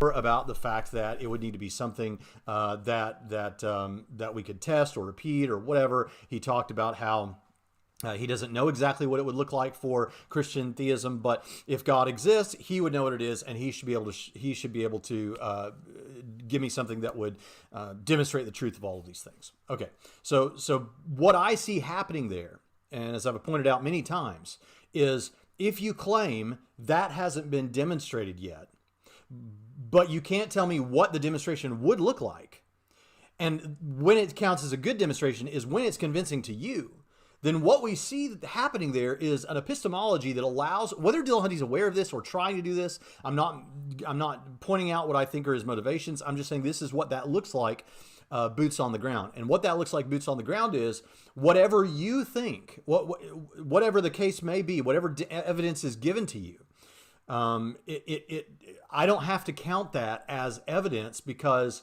or as good evidence or convincing evidence, because it's not a demonstration. And so long as Cartesian certainty is the standard we're going for, and you don't think we can get Cartesian certainty, Dillahunty says he doesn't believe that we can have Cartesian certainty, but anything less has to be a demonstration. But what counts as demonstration is up to Dillahunty. Then we just end up in a subjective swamp where you get to decide what counts and almost nothing counts. Let me give you a good example of this with Dillahunty, and then we're going to go on to TJump in just a few moments. So here's TJump in 2014 talking with Matt Slick about the idea of an ocean parting, not the Red Sea, an ocean parting in Jesus' name. Here we go. To convince me. But that doesn't mean that I'm parting of the sky, parting of the Red Sea, parting of an ocean. You're sitting there and someone says the name of Jesus and the ocean parts. You're going to believe in God now? No. Okay. What would it take then? I just told you I don't know what it would take, but I can explain to you why that's not convincing. How did you demonstrate a causal link between "in the name of Jesus part the sea" and the sea parting? So you have. Okay, so what you just saw on the screen is an example of what I think happens a lot of times. So the ocean, a man says, "In Jesus' name," of the ocean parts. You going to believe now? No. Well, why not? I would count that as evidence. So if someone said, "I can part the sea," and call on Jesus' name to part the sea, that would count as evidence. I would definitely count that as evidence. Wouldn't be strong evidence unless you can do it repeatedly, testably, but if you could, that would be great evidence for sure. How did you demonstrate that there was a causal link there? And this gets to the heart of this. You might say, well, that's right. You can't absolutely prove that. And that means that what you're looking for is some sort of Cartesian certainty. And I've been criticized by atheists in the past for claiming that what a particular atheist seems to be looking for is some kind of Cartesian certainty when they say it's not. Okay, well, if it's not Cartesian certainty, then you need to do better in explaining where that benchmark is, because what we're really talking about here. Well, so I admit it. So yes, that would be evidence. If you could say, "I call upon God to part the sea," and the sea is parted, and you could do that testably, repeatably, reliably, that is evidence. I'm happy to count that as evidence. Could it be explained by other things? Yes. Do I care? No. It would still be evidence of God, for sure. Is what should be persuasive to you. Now, you can structure your epistemology and say, this is what I think should count as persuasive. As I said in my debate with him, if you're the kind of person, and this is the average person, by the way, this is the average atheist who's not all wrapped up in YouTube atheism. If you ask the average person, if someone parted an ocean in Jesus' name, said, "In Jesus' name," and the ocean parted, would you then believe? Most of them, if not the vast majority, are going to say, "Oh yeah, of course, you just don't have that," which is fair enough, and that's a different discussion. But what Dylan is saying is, if that happened, no. This is the sort of thing that should be really persuasive to you. Now, how do they get out of the force of this? By finding what I would call, what they make of themselves, or what I would call pinhole thinkers. What I'm saying here is, a pinhole thinker is someone who sees that the obvious explanation, the one that should be accepted, the one that should be persuasive. This is why what my position is not pinhole thinking, because literally, I'm granting that, yeah, if you can do novel testable predictions like making the sea part, I count that as evidence. So definitely what I'm doing is not pinhole thinking, because I would grant that as evidence. It's very clear it's Christian theism, or at least theism, depending on what we're talking about. But there is this pinhole over here, a little place that I think I found where I can wiggle out the force of that argument. And so long as I can wiggle through that pinhole and get out of the force, and it doesn't technically have to be true, then I don't have to believe it. This was the new atheism. The new atheism we had with Christopher Hitchens, Richard Dawkins, Sam Harris, and Daniel Dennett. This is the new atheism with Matt Dillahunty and some of the other YouTube atheists. What TJump represents, I think, is the new atheism. And this is important because, and why I think he warrants some kind of response now, is because not only have I been asked to respond to him, but also some of the new atheists apparently are thinking of promoting TJump. So let's see an example of that. Here's Dillahunty in a recent discussion. Someone asked him, "What about Tom Jump? You going to do anything with Tom Jump?" You plan on ever doing a talk with Jump? Yeah, and he's probably going to end up on Atheist Experience at some point. Tom did a debate in the studio right before my previous debate, or 2 debates ago. Personally, I think it's a great opportunity to bridge. Okay, so what we have here is an example of, or an indication that at least Matt Dillahunty is saying, yeah, T-Jump is someone I want to associate with and promote, which is telling, because it's not that he's somebody you want to promote because he has a big channel. It's someone you want to promote because clearly you agree with his ideas or think he's doing something right? Okay, T-Jump is the epitome of a pinhole thinker to the extreme. Now, the problem... So I just debunked this. So I would grant if you could make the C part in God's name, that would count as evidence. If you can do it multiple times, testably, repeatedly, that would be good evidence. In my opinion, when you're looking for some little pinhole way of wiggling out of the force of the argument, no matter how bizarre, no matter how far-fetched, to get out of the force of one of these theistic arguments or a resurrection case or whatever, in order to escape the force of the claims, then what you're doing is you are... it doesn't strike me as someone who's searching for truth. You're not looking for what the truth about it is anymore. Again, I'm not condemning T-Jump's motivations. I'm just saying how I think this does play out, and the impression that it does seem to clearly give is that you're not really interested in finding out the truth, because an ocean parting in Jesus' name, for example, with Dillahunty, seems like that should really be persuasive. Need I point out again? Why does he keep strawberrying my position by comparing it to Dillahunty? Like I literally have said multiple times, novel testable predictions. That would be a novel testable predictions. Whittle Shins, what does he think pinhole thinking means, or what does he mean by pinhole thinking? What he means by pinhole thinking is that if you made a novel testable prediction, like if I believe God exists, I will pray to God, God will make the C part. And you say, oh, well, that could be explained by aliens or something. That would be pinhole thinking. So you're using a lower chance, like little tiny possibility that it's caused by some other thing, and saying, well, because there's a possibility it's caused by this other thing, then I don't have to believe that it's caused by what you say it's caused by. So like God parting the sea or whatever. But I openly grant, yes, if you can say, I pray to Jesus and will cause the sea to part, and you can do this multiple times, yes, that's evidence. So I'm not using pinhole thinking. I'm saying if you can do novel predictions like making the sea part when you commanded or asked God to do it, that would be evidence. So I'm not using pinhole thinking. I'm saying, yeah, that counts. Go for it. Do that. And so it's not comparable to Dillahunty's position here. So this is where like Prestige brings up Hume's razor, the simplicity thing. I disagree with that. So I think that the fact that you could explain the parting of the sea with an alien, and aliens are simpler than a god, would not be evidence of aliens. It would still be evidence of God. So novel predictions trump simplicity. So if you have a hypothesis that is not simple, but it can make predictions about the future and it gets them right, then that hypothesis is more supported than a simpler hypothesis that could explain the same data.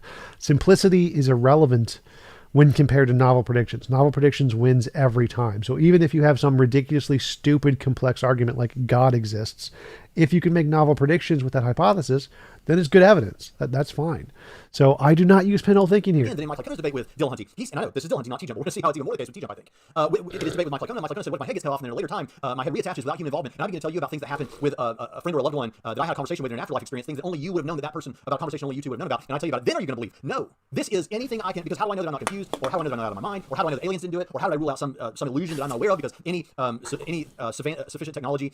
Yeah, because if you had your head cut off and reattached, and you had a conversation with a family member, that doesn't prove anything. That could just be a delusion. Like, unless your conversation told us some novel prediction about the world external to ourselves, then maybe it would be good.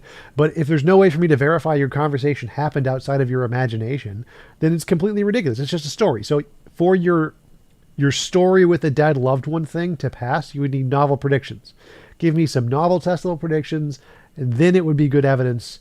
Until then, it's not. Just having your head cut off and reattached and saying you told a story with some dead loved ones is not evidence. Is indistinguishable from magic and all those kind of things he always says, right? How do I know? I can't know. So I'm looking for so this is any little, obviously you should believe that on the basis of those things. That would be persuasive to anyone, but you're looking for any little pinhole that you can wiggle out of, technically, to escape the argument. That doesn't strike me as someone who is seeking truth, and if those kinds of things would be convincing to you. Arguments aren't evidence. You need an actual novel testable prediction. Then if you have a novel testable prediction, that counts as evidence. Like Mike Lycona's head cutting off and that whole thing, or if someone parted an ocean in Jesus' name, if you would find those compelling, then guess what? Then I'm not talking to you, and the opinions of T-Jump and Matt Dillon should have absolutely no sway on you at all, because that is what we could refer to as an unreasonable and unbridled skepticism. So this is why I think that sort of thing should just be dismissed without any serious interest. I don't need to really engage with you on that, because that is absurd. You say, yeah, but technically there could be this way of escaping it. Okay, I don't care about that, because the reality is nobody is really looking. Christian, at least many of us who are Christian apologists, are not trying to give you Cartesian certainty, nor do we necessarily think it's attainable or necessary. What we're saying is it is reasonable to believe, more reasonable than the alternative, that God exists, and with a good resurrection case, perhaps that this is the point that we're debunking, is that this claim that it's more reasonable to believe that God exists is provably false, because the arguments you're using to indicate a God work equally as well for not God. So like if you say, what created the universe, the Big Bang, the fine-tuning, all of those things, all of those can be explained by naturalistic pantheism with no non-physical mind component. It can be fully explained by nature, quantum mechanics. It's better explained by quantum mechanics. So the arguments you provide for God are garbage and don't indicate anything, because the same arguments, if we accepted them as evidence, even though they're not, would work equally as well for a not God. Not that we could explain them differently. Like if it's a novel testable prediction, pinhole thinking would work as a good counter argument to rejecting novel predictions. So if I say, I believe in general relativity, and if general relativity is 2, I can predict that we'll see gravitational lensing effects around universes or galaxies or whatever. And then you can say, well, no.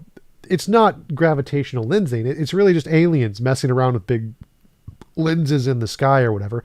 That would be pinhole thinking. That would be like, yeah, you're just making stuff up. You're post hoc explaining away the novel predictions. I think that's probably the best way to explain what Braxton means by pinhole thinking is post hoc explanations. If there is something that counts as evidence for a hypothesis, and a second hypothesis post hoc explains the data by making up an explanation after the fact, that would not detract the evidence from the first hypothesis. That's what pinhole thinking is. Now, if something doesn't count as evidence, if you're just making up a post hoc explanation in the first place, and we can just use the same post hoc explanation on other hypotheses, that would not be pinhole thinking.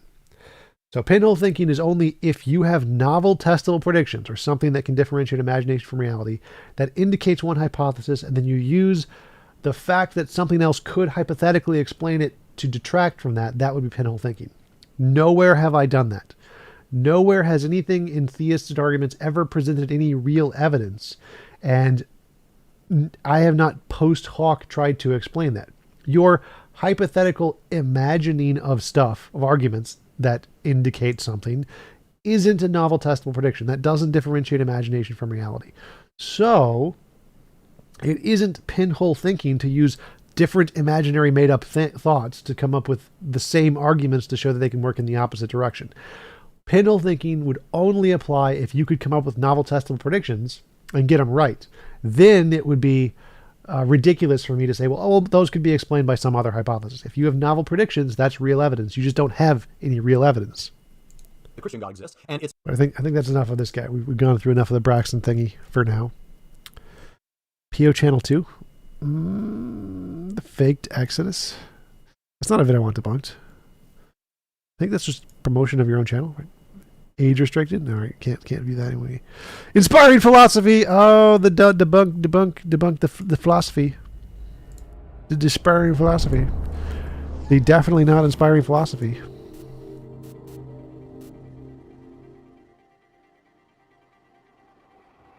This is the very question many philosophers and scientists have been asking lately. Although the question would have been ridiculed decades ago, a different picture is now emerging. The results of experimental and theoretical data have been producing some strange results. Results that do not tell us our world is objectively real, but emerging from something else altogether.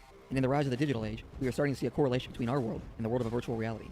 The very notion that our world is virtual, or dreamlike, is explored by Brian Whitworth. He took the two possibilities. This is called an argument from analogy. Like, oh, we have a digital space, and in our digital space, stuff happens, and there's an analogy between our digital space and the stuff we see in quantum mechanics. This is the same stupid analogy that people make when they're arguing for design. They say, oh, look, there's a code in DNA. It's kind of like the codes we make. Oh, therefore DNA must be made by a giant mind. Here. So the same argument from analogy fallacy done for codes in DNA created by a mind is the same argument from analogy fallacy done by, oh, look, there's patterns in quantum mechanics that are weird, and they're kind of weird, kind of like our programs are weird. So same argument from analogy fallacy. One being the realist hypothesis, that our world is physical, exists in and of itself, and needs nothing outside of it to explain it, and the other being the virtual reality hypothesis, that our world exists as a virtual reality, depending on information processing happening outside of space-time. He looked at all the facts we know from experimental data, and asked which hypothesis better fits the data. After looking through it all, the conclusion was obvious. The data better fits the idea we are a virtual reality. Our world makes more sense. Which is accepted by no one in the field, because currently the consensus is that it's not. Like by, I think it's single-digit percentages of the virtual reality nonsense. No one really accepts this. Not an objective one existing independently. He started at the beginning, the Big Bang. This established fact that space-time was created from a single event billions of years ago.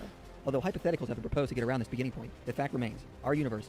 Yours is a hypothetical. What a stupid thing to say. Hypotheticals have been proposed to getting around this. Well, guess what? Yours is a hypothetical too. Virtual reality is a hypothetical to get around this.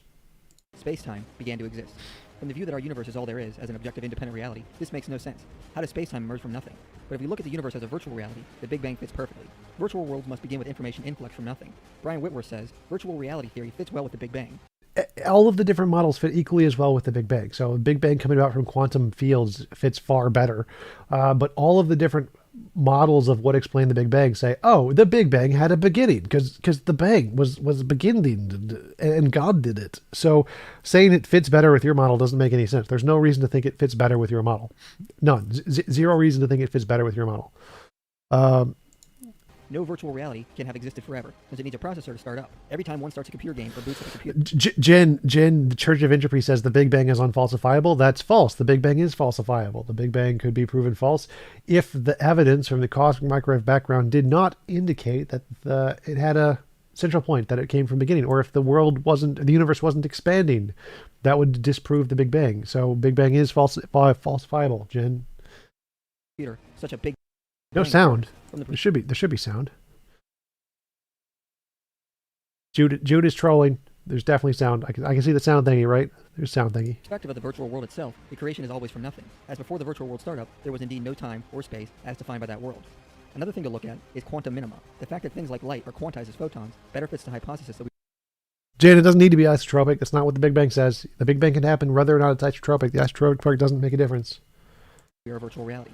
In digital processing, all events and objects must have a minimal quantity that cannot be reduced anymore, and yet our world has the same effect. All things must have a minimum property? Like, you mean like in reality? Like always in reality, there has to be a minimum property. Like it can't not have a minimum property. Like what are you saying? There's infinite regress of smaller and smaller things all the way down. Like obviously there's going to be some minimum property. This is the same in both the digital physics argument and the idealist argument and the materialist argument. They all have a minimum property. This does not support your case, Ippity bip. Every computer-generated image, no matter how realistic, breaks down into pixels when you get close enough. You might think this doesn't happen in the real world. Yeah, like particles in space and the Planck length. So yes, we would have the same thing, Planck length. But you'd be wrong. In the past century, physicists have discovered that matter really is made of tiny little pixels. Fundamental, indivisible particles billions of times smaller than an atom. We've already known this. This is. Look at the way the universe behaves. It's quantized. It's made of pixels. It's made of individual atoms. Space is quantized. Time is quantized. Energy is quantized. Everything is made of individual pixels, which means the universe has a finite number of components, which means it has... Well, first of all, so the Planck length and Planck time, which are the smallest units of order of time and space, are not necessarily the bits of the universe. They're just the smallest measurable bits. The reason we don't have smaller lengths is because it's impossible to measure them without using enough energy to create a black hole. But it doesn't mean that there can't be smaller units. It just means we can't measure smaller units. So the smallest orders of magnitude of space and time aren't necessarily the quantized state of the universe. They're just the smallest measurable quantized state. Because if we tried to measure them further, the amount of energy it would take to measure a smaller state would create a black hole. But the Planck length and Planck time don't mean necessarily the quantized state of the universe. There's a finite number of states, which means it's computable. And that the true nature of the universe is indeed digital, that we have smallest space, smallest time, and that there's nothing that you cannot compute. And at the moment, there is no evidence against that. What about the fact that there is a maximum speed, the speed of light? Events in a virtual world must have a maximum rate limited by... Well, there's things that actually go faster than the speed of light. So like we know that space expands faster than the speed of light. We know that entanglement happens faster than the speed of light. So speed of light isn't necessarily the fastest speed. So even if there were a fastest speed, that doesn't mean that we're in a computer, because in a computer, you can just set the numbers to a higher speed or whatever. So the fact that there's a fastest speed doesn't indicate we're in a computer anyway. A finite processor. And our world has a maximum speed. Einstein deduced that nothing travels faster than light from the way the... And if we were in a computer and there was a finite processor, it wouldn't indicate the maximum speed. What it would indicate is that the amount of things it can calculate, which would be the sum total of the universe, would have a maximum. But obviously, like if this is a good argument against the fact that we're in a digital physics universe. The universe is so much bigger than the speed of light that in order to calculate simply the size of the universe would take such a huge processing power that the maximum speed that processor could compute would be significantly higher than the speed of light. So if you're using the speed of light as some kind of a processing limit or an indication of a processing limit, that's provably false, because if there was a processor trying to calculate the size of the universe, its power would be so great that it necessarily would be able to calculate higher speeds and have a higher speed limit than the speed of light. So that's a bad argument. The world works. But this does not explain why the world had to be that way. Why cannot an object's speed simply keep increasing? If light is like a classical wave, its speed should depend upon the elasticity and inertia of the medium it travels through. If light travels through the medium of empty space, its speed should depend upon the elasticity and inertia of space. However, how can empty space have properties? Virtual reality theory explains this, but objective reality cannot. There is also how space curving of massive objects and time dilating at high speeds correlates to virtual processing load effects. High matter concentrations in our universe may constitute a high processing demand, so massive objects would slow down the information processing of space-time.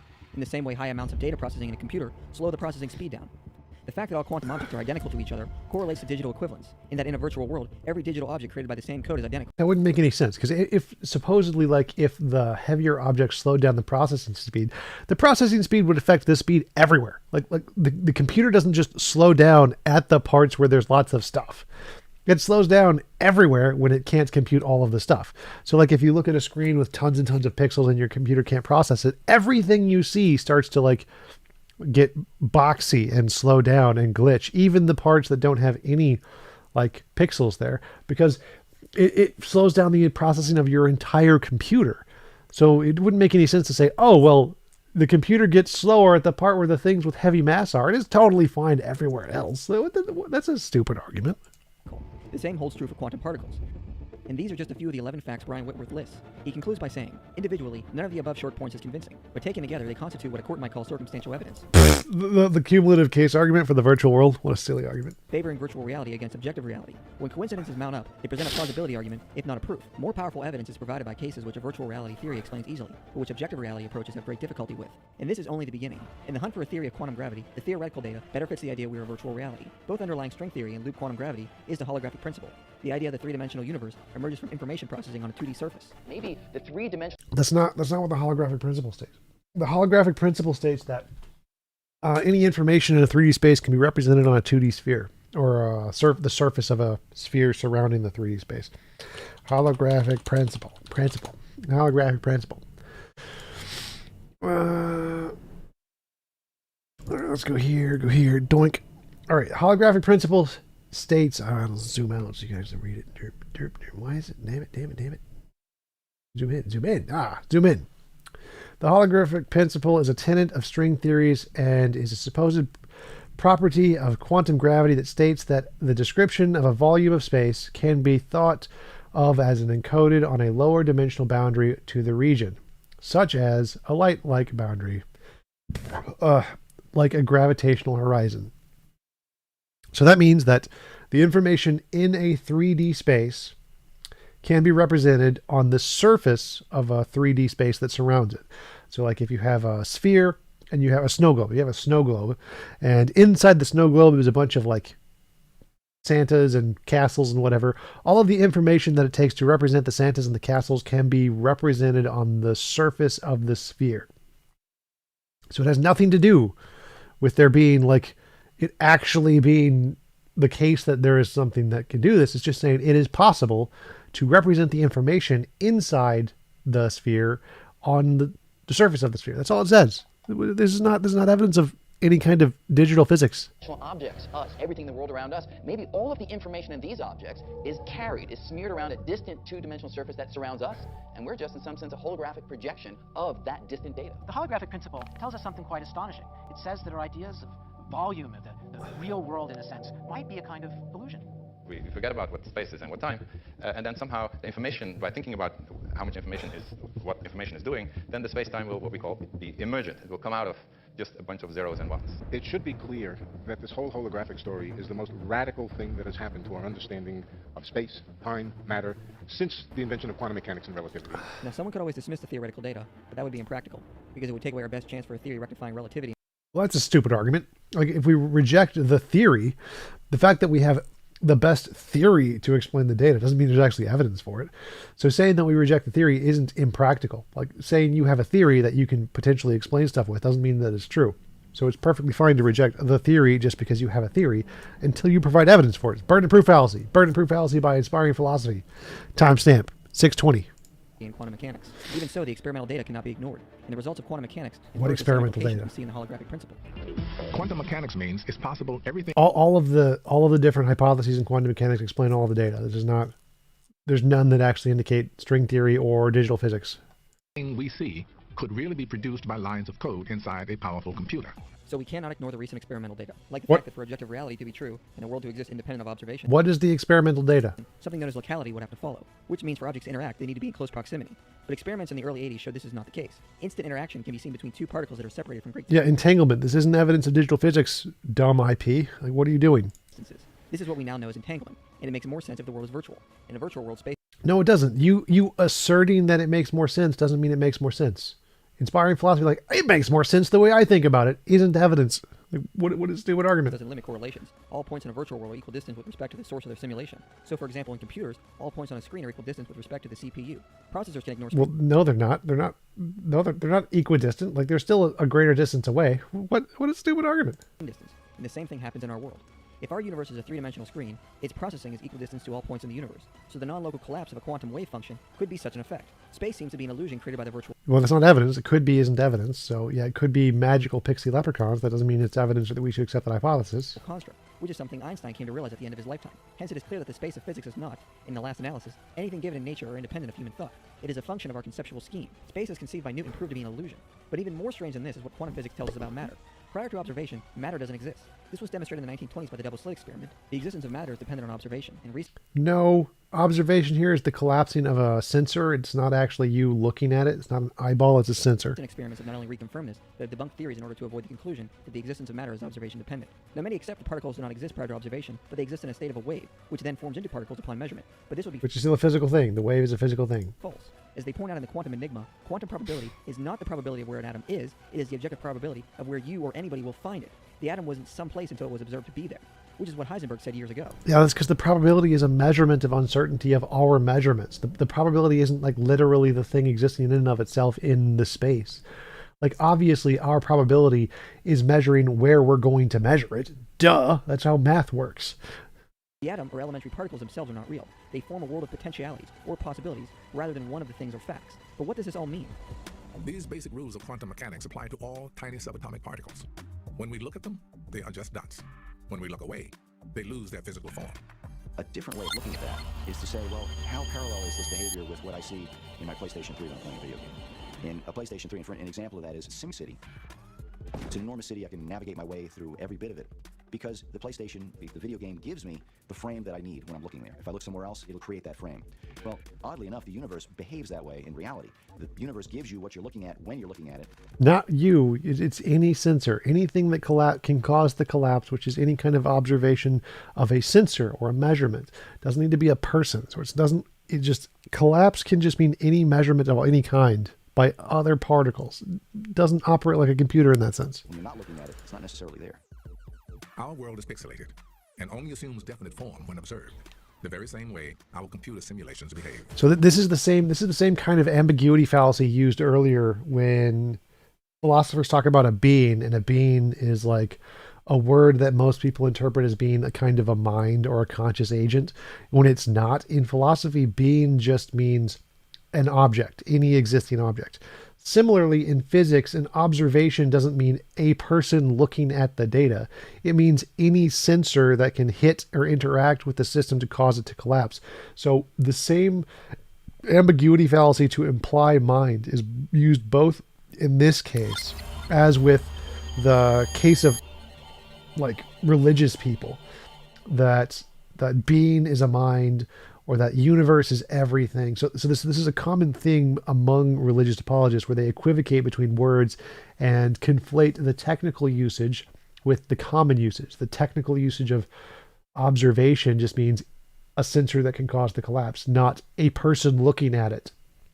And the technical usage of the word being in philosophy is just an object that exists, not a conscious entity. So same equivocation fallacy, silly. The conclusion is inescapable. The universe behaves as a virtual reality. In light of the evidence, this is why this question is now taken seriously by experts. Which brings us to the next question. The more interesting aspect to that question is, who's the programmer and where's the computer? If the universe is a simulation, who is the simulator? Should we take the view of Nick Bostrom, that we are being simulated by future humans as an ancestor simulation? Well, the problem with this theory is it really doesn't answer the question. If we are being simulated by future humans, then their world would have to have the same features as ours, and be based on qubits. And this would imply they are also a simulation. Using Leibniz's law and discernibility of identicals, it would have to follow that they are also a simulation. So that would not follow. Even if we granted that our universe was a system of qubits, and our universe was generated by computers, it does not follow that the universe that created our universe was. So using that, the fact that our universe was made by qubits does not imply that the universe that created ours would be made of qubits. It could be made of something other completely different that we don't understand yet. So that's a false induction there. If they had the exact same world as ours, just further in the future. If the properties of our world entail that we are a virtual reality, then a world identical to ours would have the same implications. But if their world needs outside processing... No, it doesn't. That's totally false. That's a composition division fallacy. If the parts of our universe, if our universe has some qubit measurement or whatever, that does not imply that the whole has a qubit measurement. The parts having some property does not imply that the whole has some property. Composition division fallacy, debunked. They would also need a simulator. And if they are also being simulated by a future civilization, then the cycle continues, and it is nothing more than an infinite regress. Bostrom admits this and says, we would have to suspect that the post-humans running our simulation are themselves simulated beings, and their creators in turn may also be simulated beings. Reality may thus contain many levels. So this amounts to nothing more than an infinite regress. But what if one of the higher levels is not a quantum world, but an actual objective world based on classical physics? Well, this solution creates more problems than it solves. For a quantum world like ours to be simulated in a classical world, all of the qubits would have to be unpacked into classical bits. And this would result in a classical computer hard drive bigger than that which is being simulated. So a computer bigger than the universe itself. which would be absurd to postulate and impossible to build, which leaves us with a different alternative. The universe is being simulated in a mind. No. So a mind, a mind is a kind of computer, and in order to simulate anything in a mind takes equally as many properties as a computer simulated it. So in order to simulate our universe in a mind would take a mind bigger than the universe, just like it would take a computer bigger than the universe. So obviously that's not the case. And if we were going to simulate the universe in a computer of classical physics, there's lots of the universe we just wouldn't simulate at the same time. We just omit large parts of it. So we could simulate everything we know about the universe with a finitely sized computer that is smaller than the universe, and just not have large sections of it that aren't being simulated. So like when we're not looking at it, it was just being hidden or whatever. And so we could simulate the entire universe with a physical computer that is smaller than the universe itself, because most of it isn't being simulated at the same time simultaneously. Secondly, our brains are also computers. So in order to simulate the universe in a mind, you need more neurons than you need computer cells. And neurons, in case you don't know, are bigger than, what are they called? Not synapses, the electrodes in the computer that are on-off switches. I forget what they're called. The 1 and 0 switches in the computer. It sucks. I can't remember that. But whatever they're called, it takes more neurons to simulate a computer than it would it would take more neurons to simulate the universe than it would computer parts to simulate a universe. So by your own argument, it would take a mind that is bigger than the universe and bigger than circuits. Let's go with circuits. I think it starts with an S though. But yeah, bytes and bits, binary, computer circuit, transistors. I think that's it. Transistors, maximal ideal, transistors. So the transistors that it takes to represent a universe would be smaller than the neurons it would take to represent a universe. And so if your argument is that it's unreasonable to believe a computer could simulate the universe because it would take a computer bigger than the universe, it would take a brain or a mind even bigger than that to simulate the universe. So this own argument would debunk IP's own position, because brains don't process information as efficiently as computers do.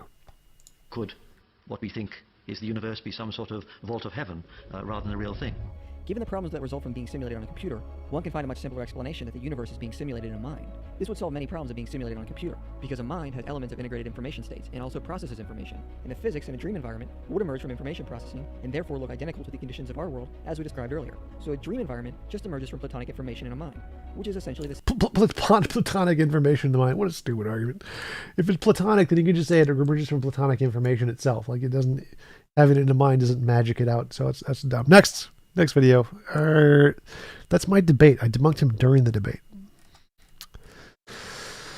4 reasons why Christianity is true. Is this Turkey? I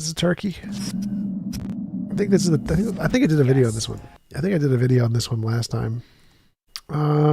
Athene wins. Theory of everything.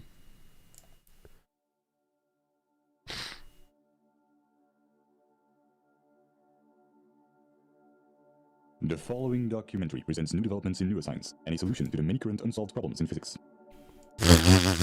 While it keeps clear of metaphysical correlations and is solely focused on scientifically verifiable data, it also has philosophical repercussions pertaining to life, death, and the origin of the universe. Due to its many layers and density in presentation, it may require multiple viewings to fully comprehend its implications, even though considerable effort has been made to simplify the complex scientific concepts that are discussed. All right, I would like to thank the author for allowing me. Let's skip. Whatever you are doing at any time, you are physically modifying your brain to become better at it. Since this is such a foundational mechanism of the brain, being self-aware can greatly enrich our life experience. That's neuroplasticity, yeah.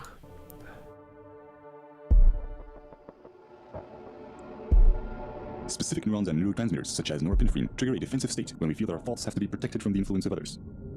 If we are then confronted with differences in opinion, the chemicals that are released in the brain are the same ones that try to ensure our survival in dangerous situations. Yeah, so we're in talking this about... state, the more primitive part of the brain interferes with rational... Yeah, we're talking about neurological processes here. Why? What is the evidence? Neurons, making us feel empowered and increasing our self-esteem. Our beliefs have a... Okay. Recent neurological research has confirmed the existence of empathetic mirror neurons. When we experience an emotion or perform an act... Yeah, we know about this. What is the evidence? Neurochemical consequence of how memories become labeled and retrieved, and how they are restored through protein synthesis. Self-observing profoundly changes the way our brain works. It activates the self-regulating neocortical regions, which give us an incredible amount of control over our feelings. Every time we do this, our rationality and emotional resilience are strengthened. When we are not being self-aware, most of our thoughts and actions are impulsive. And the idea that we are randomly reacting and not making conscious choices is instinctively frustrating. The brain resolves this by creating explanations for our behavior and physically rewriting it into our memories through memory reconsolidation, making us believe that we were in control of our actions. At different frequencies, they get classified in bands such as alpha, theta, and gamma. Each are associated with different tasks. Brainwaves allow brain cells to tune into the frequency or denial. This can create a profound confusion when mirroring others. When the neural connections that physically define our belief system are not strongly developed or active, then our consciousness, the unity of all the separate active circuits at that moment, may consist mainly of activity related to our mirror neurons. Just as when we experience hunger, our consciousness consists mostly of other neural interactions for consuming food. This is just, I think, Athene's hypotheticals about how he thinks the brain works here, which just doesn't make a difference. So he mentioned some actual neurological research about how brains work. That's great. And then now he's mixing in his own hypotheticals about how he thinks the brain works. Not a good start unless he can demonstrate it in the lab, which he hasn't done. Surprise. This causing dramatic increases in mental clarity, social conscience, self-regulation, and what's often described as being in the moment. There is no dissonance between these advanced new cerebral regions and the older, more primitive ones. What we traditionally call selfish tendencies. So these are just his personal hypotheses about how the brain works. That's nothing else. Until he demonstrates it, it's not really important. Reaction that will ultimately define our collective ability to over in absolute sense, whether two events occur at the same time when they are separated in space. So once he demonstrates it in the lab, then it'll matter. Until then, it's kind of dumb. A quantum mechanical refutation of materialism. This is another IP video. Materialism is a metaphysical thesis that all the substance within the universe purely consists that of material and whatever cause exists to cause them. The explanations materialists give is clearly from the get-go restricted to their own acknowledgement of existing entities, i.e. material. However, it is within the realm of quantum mechanics, which is thought to provide the very basis to all metaphysical reality, that the materialist finds the most contention. No one says that quantum mechanics is the metaphysical basis of all reality. And there's not really a contention among physicists. Like, physical stuff can be things we don't understand. Space-time is physical. Whether or not we can understand it doesn't make a sense. So it doesn't, saying that we can't really understand or comprehend something doesn't mean it's non-physical. It's an argument from ignorance. And in fact, I will attempt to present and solidify this theory's contentions of materialism. It stems all the way back to Einstein's paper attempting to find the flaws within this theory to justify materialism. Too fast, can't understand him.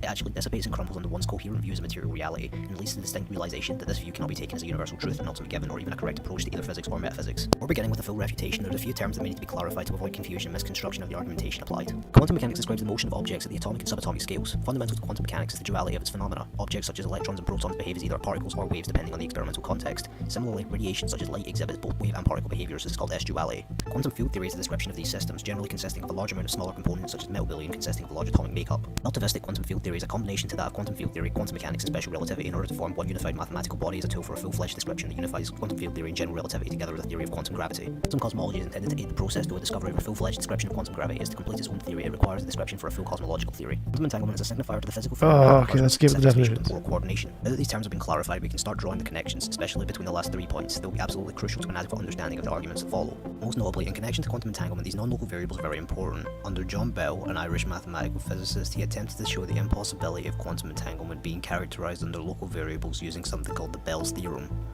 In this task, he was successful. He demonstrated that these must be considered non-local variables, reflecting instantaneous transfer, and this was further solidified in empirical proof after experiments were conducted at the University of Paris in the 1980s by that's entanglement. a physicist called Alan Aspect. He showed that the correct approach to these experiments is to use the parameters set out by quantum mechanics, as these would generate correct predictions rather than the traditional usage of the method assuming local variables and thus imposing. Yes, quantum mechanics is real. We've definitely shown quantum mechanics to be the better theory, but none of that is evidence it's non-physical. So where do we get to the refutation of materialism? Material parameters. The existence of these variables alone dissipates the materialist worldview, and instead definitively... No, it definitely does not. It just says that there's another field, another material field out there that we don't know about where these variables exist. So quantum mechanics does not dissipate materialism. Most physicists are materialists, you boob. ...proves the existence of a whole new form, at minimum, of metaphysical pluralistic dualism. The argument presented Okay, so you've just debunked yourself. So all of the things in physics, which are mostly done by materialists, somehow debunk materialism. Nope. By premise can be summarized as follows. Premise 1. Materialism posits that all substance of reality is physical objects and whatever may supervene causally upon them. Premise 2. The materialist worldview is thus restricted.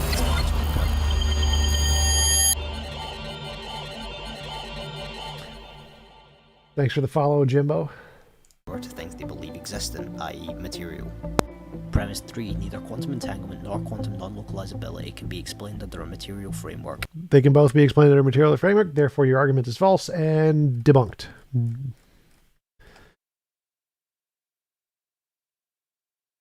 If most physicists are materialists, then they're explaining it under a materialist worldview, therefore your argument is false. Have you ever gone through a proof for the existence of God and heard, maybe this proves that God exists, but not the Christian God? This is mistaken on so many different levels, but what I want to do here... Well, that's like the cosmological argument. The cosmological argument doesn't indicate a God or the Christian God. So most arguments for the existence of God don't indicate the Christian God. Today is just show how one can get from atheism to Christianity. This is a video that you can share with atheists and questioning Christians. Ooh, I'm an atheist. The broad outline of how one proves Christianity, starting with atheism. Think of this as an introduction. Later I will make a video on each of these arguments and fully explain what each premise means. Until Those are premises? This will give you an overall picture of how Christianity is proven. All right, let's take a look at these. Closer look at these. All right, so the first one is... Oh, I can't see anything there. Let's put up a different screen. It'll be easier. Have you ever there. So the existence of God isn't an argument. So the first one he puts existence of God. That's not an argument, that's an assertion. Second one is divine simplicity, which is false. So it's violation of the law of identity and non-contradiction, divine simplicity.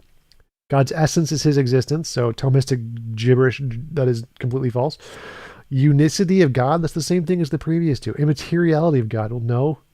Current consensus is that space-time is emergent from another more fundamental material thing. So that's false. Creatures are limited acts of existence. So contingent things are real. Okay. All forms are grasped by gods. What does that even mean? God imagines stuff? Well, God is imaginary. We imagine God. God is omniscience. Omniscience isn't even possible. It's the paradox of omniscience. Wittgenstein's paradox of omniscience. We can know for a fact that God can't know everything, because in order to know everything, that means you'd have to solve Gödel's incompleteness theorem and know the things you don't know. Oh, God, loudness. Let me turn the volume down a bit. All right. I should probably, maybe if I change it for each of the different variables. I think the volume's different for each of the different notifications. That's why some are louder, some are not. It's annoying. But yeah, so what was next? Will in God. Will in God. Like Will Smith. Is Will Smith in God? That's an argument, I bet. God is omnipotent. Can God create a rock so he can't lift it? Then if he can't, then he's not omnipotent. Goodness in God, who drowned millions of babies. Definitely not. Perfection in God. That's just, your definition of perfection is arbitrary. You're just going to say all of the properties I listed above in my God are perfection. We can just arbitrarily define perfection as anything we want. So that's not actually evidence of God. Love in God. Yeah, that's the drowning the babies part. That man's happiness is found in God. Definitely not. Like, most people's happiness has nothing to do with God. Most people's happiness has to do with material things here on earth. So that's false. That God will supernaturally help man obtain happiness. That's stupid. Why didn't he naturally help man obtain happiness? That'd be much easier and faster and actually be real. God may communicate with us. Okay, can we get some evidence of that? God may become incarnate. Well, that's great. If he could demonstrate it, that would be awesome. God may become man. That's the same thing. God may die for man. Like, okay, we already went over the vicarious redemption thing with Christopher Hitchens. The resurrection doesn't do anything anyway. God could have just forgiven us for our sins without doing all of the pointless stuff, like sacrificing himself to himself for his own mistakes. So yeah, all that's gibberish. None of that's a good argument at all. But no composite being has existence. Hence, with that said, let's get started. All right. 1. The existence of God. Everything that has existence in itself or in another. That's stupid. If all beings had existence in another... Nothing can have existence in another. That's not a thing. He's just making the contingency necessity argument here. Like, all beings have an existence in another. Like how does that work? Like maybe a baby has an existence in its mother. Like, but other than that, that's dumb. But other than that, yeah, that's quite a silly argument. There would be no existence. Hence, there must be a... If all beings had existence in another, there would be no existence. Well, that's stupid. Like, you can say it has existence in itself, and it would still have an existence in another or something like that. You'd say it's like, let's see, a big circular eating, like, what's it, the snake that eats itself, Ouroboros, where it's existing in itself. That's not a contradiction. It's not a contradiction to say that Ouroboros is a thing that's eating itself. So it can have existence in itself. That's perfectly fine. There's no logical contradiction in that.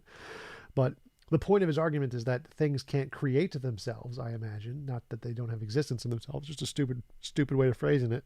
At least one being having existence in itself. 2.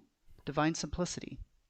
Anything that depends on another for its existence doesn't have existence in itself.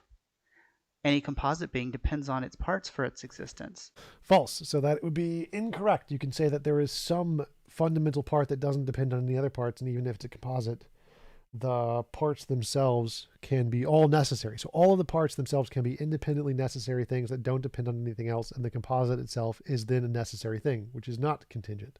So if you have like 10 necessary parts, and they all form like a dog or whatever, then you have a necessary dog, which is not contingent on the parts, because all the parts are necessary, so the connection is itself necessary.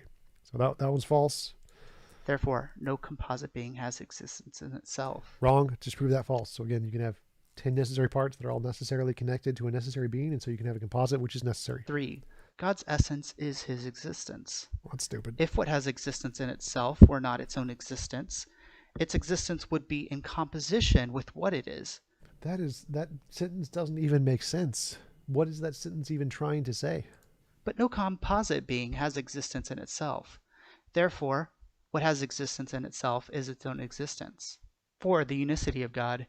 No composite being has existence in itself. So I already debunked that. We're going to skip this. So we've debunked that, yeah, composites can have that. Next.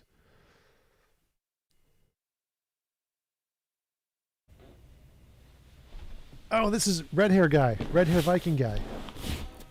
If I was going to evaluate the various arguments that are present in today's popular conversations, and I wanted to tease out the worst ones, I would probably consider some combination of how fallacious it is and how popular it is. If it's really egregious and clearly wrong, and also very popular, then it's probably a contender for one of the worst arguments. And I would say that this one ranks up there.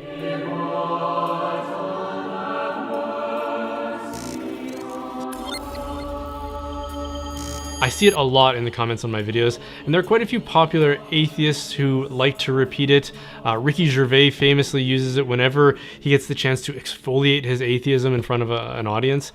And Richard Dawkins used it in The God Delusion, and this is probably the origin of it. In it, he said, "We are all atheists about most of the gods that humanity has ever believed in. Some of us just go one god further." And it's very effective in something like a late night TV exchange. For one, it's succinct, and for another, it's quite clever, so it brings the appearance of being logical. So basically, you believe in, you deny one less god than I do. You don't believe in 2,999 gods, and I don't believe in just one more. Right. As a rhetorical instrument, it hits all the right notes. But rhetoric without sound logic is just sophistry, which is why in a classical liberal arts education, you had to learn logic. Okay, so this is perfectly sound logic. The logic here is that for all of the reasons, all of the logical reasons you reject all of the other gods are the same logical reasons why we reject that one god further. So the argument here isn't simply that we reject that the fact that you reject all other gods means you should reject the last god. The reason is that the reason you reject all of those other gods is the same reason we reject your god. And it's hypocritical for you to not reject your god for those same reasons, because it's equally as bad as all of the other gods and equally as unsupported as all of the other gods. logic or dialectic first before rhetoric. You had to have a proper understanding of what sound logic was before you applied persuasive. Well, you should have a proper understanding of the principle of charity and how to understand someone's argument first, because you apparently didn't get that. Because if you did, you would understand that the whole point of the argument here is that the reason you reject all those other gods is the same reason we reject your God, because it's unsupported. Not simply the fact that we reject the other gods is the same fact of the matter that you do. Speech to it, otherwise you would just become a sophist. But like a lot of good things from our heritage, we decided to discard that educational tradition. So our educational superiors decided we don't need to teach people logic anymore, which is why sophistry has such free reign over the popular conversations that are present in our culture these days, from politics to advertising to religion. Religion. Hello, religion. To books like The God Delusion. From the perspective of a theist like me, it's quite difficult to respond to because it's so short and witty that people expect an equally short and witty reply. But instead we find ourselves trying to do this whole educational exposition of why it's fallacious. The truth is, it's a non sequitur in the highest degree, and that's being generous. There are degrees of non sequiturs. Like, I'm not familiar with this. Where in logic class do they teach you the degrees of non sequiturs? Is it like maybe is it a higher degree if you're like, oh, what is the argument for the existence of God? Potato, but look, potato. Is there like a degree 7 red herring or no? But this argument says X, Y, and Z. Ah, golden brick. The golden brick is what's the degree of red herring of the golden brick? It simply doesn't follow that because you believe in one less God than I do, that I'm practically an atheist too. It also doesn't follow that God doesn't exist, or that atheism is true, or that theism is false. There's nothing valid in its content, and it doesn't even seem to assert a conclusion, so we're just left. Oh my God, this is so bad. Like, principle of charity, understand a speaker's statement in the most rational way possible. This argument is literally saying that the same reasons you reject all of those other gods are the same reasons to reject your God. The same evidence that exists for your God exists for all of these other gods, and you reject them as bad evidence, so you should also reject the bad evidence for yours. Trying to grasp at what the conclusion might be. But because it's so common and so popular and often repeated, it does require a reply. So if we as theists need to reply to it in a succinct way, I think the best way would be to come at it by way of an analogy. If it's valid to claim that since a person like myself rejects the majority of claims about God or divinity, then I might as well reject all claims about God or divinity, then the following analogy would also be true. Let's say I'm a math denier. I deny all math as invalid from the beginning. And to try to persuade you in that, I ask you, 1 + 1 is 2, right? Which of course you would say, yeah, of course. And I would say 1 + 1 isn't 3, it's not 4, it's not 5, or any of the other seemingly unlimited replies you could give as a solution to that problem. So when you say that 1 + 1 equals... This is begging the question. You're assuming one of the answers is actually correct, that one works. But that's kind of the problem. What if all gods are false? What? Oh. And so the point of the argument here isn't to say that because all other gods are false, therefore your God is false. The argument here is that the reason all other gods, you don't believe in them, is because they have crappy evidence, and you know they have crappy evidence. Well, guess what? Your God has equally crappy evidence. So the reason we reject all of those other gods, and the reason that both of us, me and you, the reason we both reject all of those other gods is the same reason I reject yours. And so when I go one God further, it's just because I'm consistent with the logic, and you're not consistent with the logic. So the argument, if you were to put it in the form of a syllogism, would be premise 1.